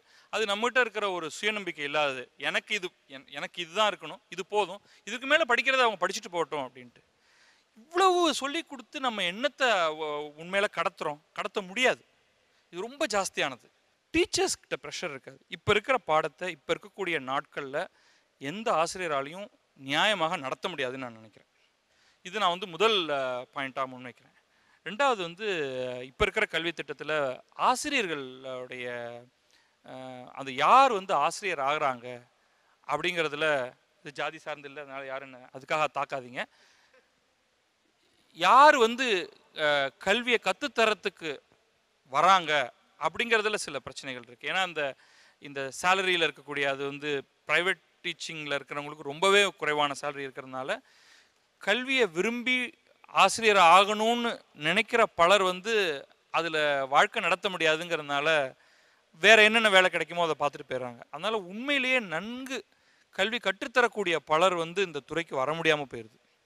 ஒரு விதத்தில் வேறு எதுவும் கிடைக்காதவங்க அன்ஃபார்ச்சுனேட்லி ஆசிரியராக வந்துடுறாங்களோ அப்படிங்கிற ஒரு பயம் இருக்குது. இது வந்து ஒரு கன்சர்னால் சொல்கிறேன். நல்ல ஆசிரியர்கள் இருந்தால் மட்டும்தான் நீங்கள் என்னெல்லாம் சிலபஸில் கொண்டு வரீங்களோ அதெல்லாத்தையும் செய்ய முடியும், மாணவர்களை மேலே தூக்க முடியும். சார், நான் கிராமப்புறத்தில் பணிபுரியுறேங்க. எல்லாம் ஏசி ரூமில் உட்காந்து பேசிகிட்டு இருக்காங்களா என்னன்னு தெரியல. 1 to 10th வரைக்கும் ஒரு சிலபஸை கொஞ்சம் தயவு செஞ்சு பாருங்கள். எல்லா ஸ்கில் ஓரியன்டாக தான் இருக்குது. தயவு செஞ்சு இன்னொரு முறை வலியுறுத்துகிறேன். பள்ளி கல்வித்துறை சிறப்பாக அமைச்சிருக்கிறாங்க. 2-3 பக்கம் தான் பாடம் இருக்குங்க. 15 பக்கம் வாழ்க்கை திறன் வகுப்பறை திறன் தான் இருக்கும். நீ முதல்வரானா என்ன செய்வ, உனக்கு இந்த நிலை வந்தால் என்ன செய்வேன், எல்லாமே லேட்ரல் திங்கிங் இருக்குது. அதில் செல்ஃப் எம்பவர்மெண்ட் இருக்குது, செல்ஃப் கான்ஃபிடென்ஸ் வளர்க்குற மாதிரி இருக்குது, மனிதநேயம் இருக்குது. அதில் இல்லாத டாப்பிக்கே இல்லை. மணிமணிவண்ணன், கல்வி பற்றிய உங்களுடைய மதிப்பீடு, கல்வி வடிவம் பற்றி உங்களின் மதிப்பீடு. அவங்க சொல்கிறது உண்மையாக இருந்தால் உண்மையிலேயே மகிழ்ச்சி. ஆனால் வந்து இப்போ மிகப்பெரிய மாற்றங்கள் உலகளாவ நிலையில் நடந்துகிட்ருக்கு.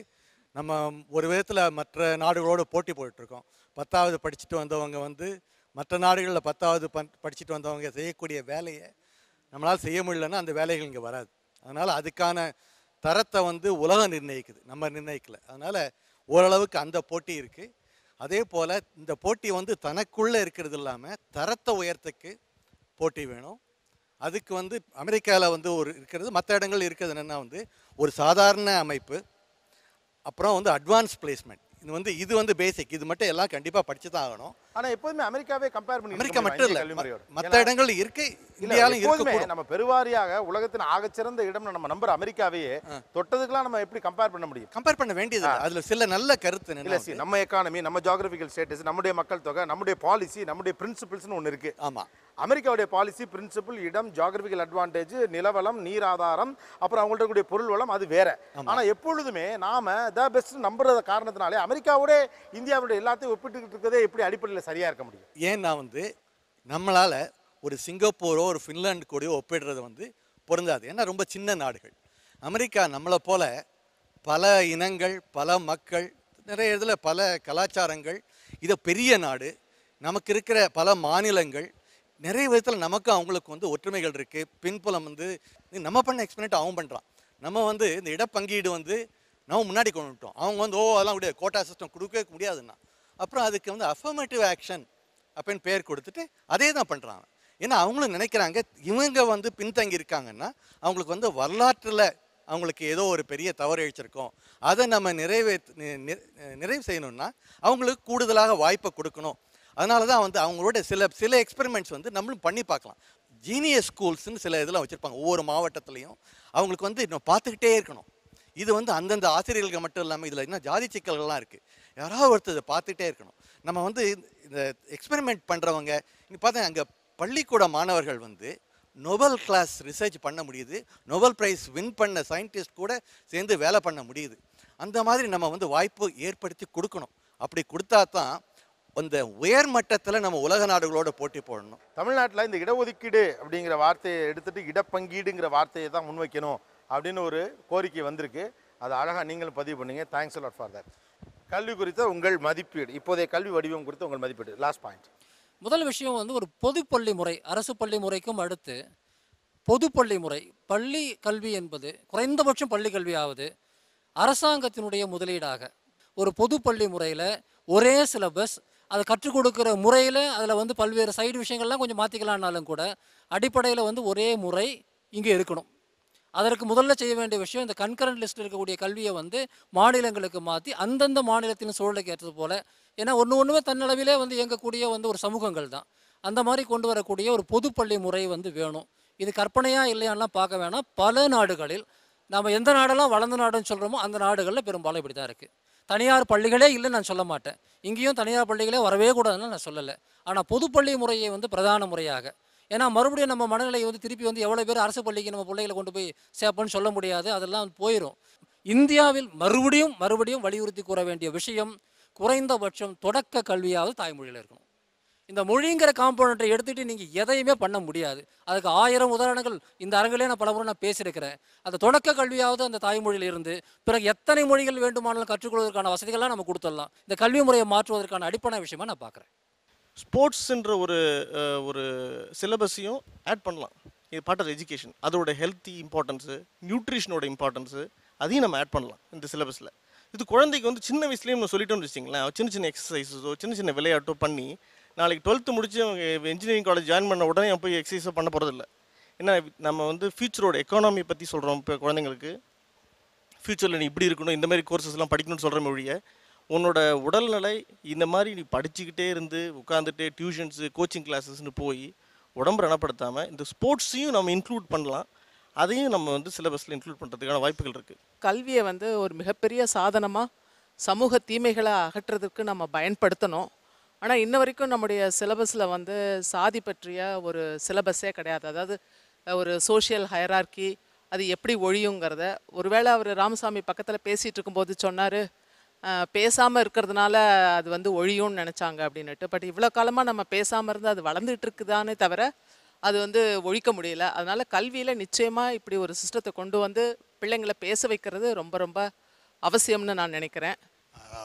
ஜாதி பற்றி அவங்க பேசிகிட்டு இருந்தோம். அதாவது ஒரு சொன்ன மாதிரி ஜாதியை வந்து பேசாமலே விட்டுட்டோம்னா அது ஒழிஞ்சிரும் அப்படின்னு ஒரு நம்பிக்கை வந்து ரொம்ப நாள் இருந்தது. அதுவும் நடக்கலை. இப்போது 90களுக்கு பிறகு ஜாதியை பேசுவோம் அப்படின்னு சொல்லி ரொம்ப விரிவாக பேசவும் தொடங்கிட்டோம். இப்போயும் சிக்கலாக தான் இருக்குது அப்படிங்கிறது மட்டும் கூட அது இருக்குது. அது எப்படி விவாதிக்கிறது கூட யாருக்குமே தெரியாது. ஏன்னா அதுக்கான ஒரு மெத்தடாலஜியே இங்கே கிடையாது. ஏன்னா இன்க்ளூசிவ் எக்ஸ்க்ளூசிவ் அவர் பவனந்தி ஒரு டிபார்ட்மெண்ட்டில் ஒர்க் பண்ணார். அவர் எப்படி வந்து அதை வந்து உள்ளே இழுத்து வெளியே தள்ளுறது, அது எக்ஸ்க்ளூட் பண்ணுறது எப்படி அப்படிங்கிற பற்றி அம்பேத்கர் வந்து நிறைய எழுதியிருக்கார். ஜாதியை பற்றி பேசும்போது வந்து இந்த 2 வார்த்தையை அவர் வந்து பயன்படுத்துகிறார். ஒன்றை உள்ளே இழுத்து இல்லாமல் ஆக்குறது. அதே மாதிரி தான் நம்ம வந்து பல விஷயங்களை உள்ளே கொண்டு வர்றது. ரொம்ப பழைய கல்வி எல்லாமே என்னென்னாக்கா அது எக்ஸ்க்ளூட் பண்ணுற விஷயமாக தான் இருக்கும். நீங்கள் ஏதென்ஸ் எடுத்தாலும் சரி, இல்லை வந்து இப்போ வளர்ந்த விஷயமானது அதெல்லாம் வந்து ஆதிக்கத்தை பரப்புறது அல்லது வந்து நிலைநிறுத்துறது, இதுக்கான கல்வியை வந்து வச்சாங்க. நமக்கு அது நோக்கமாக இப்போ இருக்க முடியாதுன்னு நினைக்கிறேன். ஆதிக்கத்தை தகர்க்கிறதுக்கான கல்வி தான். ஆதிக்கத்தை தகர்க்கிறதுக்கான கல்வியை தான் அம்பேத்கர் வந்து வழிமொழிகிறார். எல்லாருக்குமான கல்வி. எல்லாருக்குமான கல்வியில் முழுக்க இந்திய தன்மை கொண்ட கல்வி இருக்கவே முடியாது. ஏன்னா இந்திய தன்மை கொண்ட மரபான கல்வி என்பது வெளித்தள்ளக்கூடிய ஒரு அமைப்பை நிலைநிறுத்தக்கூடிய கல்வி. ஒரு மேற்கத்திய கல்வி என்பது வல்லுநர்களை உருவாக்க முடியாத கல்வி. ரெண்டிலை சிக்கல் இருக்குது. அதனால் அடுத்த ஒரு கட்டத்தில் ரெண்டையும் இணைக்கக்கூடிய வெஸ்ட் அண்ட் ஈஸ்ட் ரெண்டையும் சேர்த்து ஒரு கல்வி முறை உருவாக்குறது தான் சரியாக இருக்கும். Stay tune with us. இந்த ஆரோக்கியமான விவாதத்தில் ஒரு சிறிய இடைவேளை. இது ஆச்சி மசாலா நீயா நானா பவர்ட் பை ஜன்னல், சமூகத்தின் சாளரம் Vernika Ayurvedic hair oil, co presented by Sunland, ஒவ்வொரு துளியிலும் எனர்ஜி மற்றும் Adityaram group. Welcome back to Aachi Masala Neeya Naana powered by Jannal, சமூகத்தின் சாளரம் Vernika Ayurvedic hair oil, co presented by Sunland, ஒவ்வொரு துளியிலும் எனர்ஜி மற்றும் ஆதித்யாராம் குரூப். நீயா நானா தன்னுடைய அனுபவத்தில் பல்வேறு நவீனமான கருத்துக்களை முன்வைத்திருக்கிறது இங்கு வரக்கூடிய இந்த பார்ட்டிசிபென்ட்ஸ் மூலமாக. அந்த வரிசையில் நவீன சிந்தனைகளோடு கல்வி வடிவம் பற்றி பேசிக் கொண்டிருக்கிறோம். இதை உற்று கவனிக்க வேண்டிய ஒரு நிகழ்வு அப்படின்னு நினைக்கிறேன். தொடர்ந்து பேசலாம். ஒரு சில ஆண்டுகளுக்கு முன்னாடி வரைக்கும் வந்து எவனாச்சும் தப்பு பண்ணான்னு அவனை கேட்பாங்க, நீ படித்தவன் தானே அப்படின்னு கேட்பான். இப்போ யாரும் அந்த மாதிரி கேட்குறதில்ல. இது ரொம்ப ஆபத்தான ஒரு விஷயம். இதை நான் வந்து வந்த உடனே சொல்லணும்னு நினச்சேன். இப்போ வந்து எஜுகேஷனுங்கிறது வந்து இது நமக்கு இருந்த அந்த அடிப்படையான அறம் சார்ந்த மதிப்பீடுகள் போய் இலக்கு, அதாவது நம்ம வந்து ஜெயிக்கணும்னா என்ன வேணாலும் பண்ணலாம், எவனை வேணாலும் ஏறி மோதிச்சுட்டு போகலாம் அப்படிங்கிற மாதிரியான நம்ம மதிப்பீடுகள் நாம் அறிந்தோ அறியாமலோ நமக்குள்ளே வந்துடுச்சு. இது வந்து இப்போ படிக்காதவன் இருக்கிற ஒரு விட்டு கொடுக்கக்கூடிய மனப்பான்மை இல்லை சகிப்புத்தன்மை வந்து படித்த எஜுகேட்டட் எலைட்டடுக்கு இல்லை. இது வந்து நாம் அன்றாட வாழ்க்கையில் சந்திக்கக்கூடிய ஒரு விஷயம். அப்படி எல்லாரும் ஒன்றா சேர்ந்து ஒரு டீம் ஒரு கூட வந்து வேலை செய்கிறாங்க அப்படின்னா அது ஒரு சமரசம். அந்த மாதிரி தான் இன்றைக்கு நாம் காணக்கூடிய அலுவலகங்களிலிருந்து எல்லாமே அப்படி தான் இயங்கிட்டு வருது. நீங்கள் டீச்சர் தானே? ஆமாம். உங்கள்ட்ட ஸ்ட்ரைட்டாக ஒரு கேள்வி, போல்டான கேள்வி தான். நீங்கள் படித்தப்ப இருந்த கல்வி வடிவத்தை விட இன்றைக்கு பிள்ளைகள் படிக்கிற கல்வி வடிவம் பெட்டரா இருக்கா இல்லையா, சிறந்ததா இருக்கா இல்லையா? நிச்சயமா பெட்டரா இருக்கு. நிச்சயமா பெட்டரா இருக்கு. நான் கேட்குற இந்த வடிவம் நீங்கள் படித்தப்ப இருந்ததை விட பெட்டரா இருக்கு. நிச்சயமா பெட்டரா இருக்கு. நான் நிகழ்ச்சி ஆரம்பிக்கிறப்ப சொன்னேன், இது வந்து கல்வி குறித்த ஒரு பெரு விவாதம் அப்படின்னு சொல்லிட்டு ஒரு கலந்துரையாடல் அப்படிங்கிற பாயிண்ட் ஆஃப் வியூ கூட பார்க்கலாம்.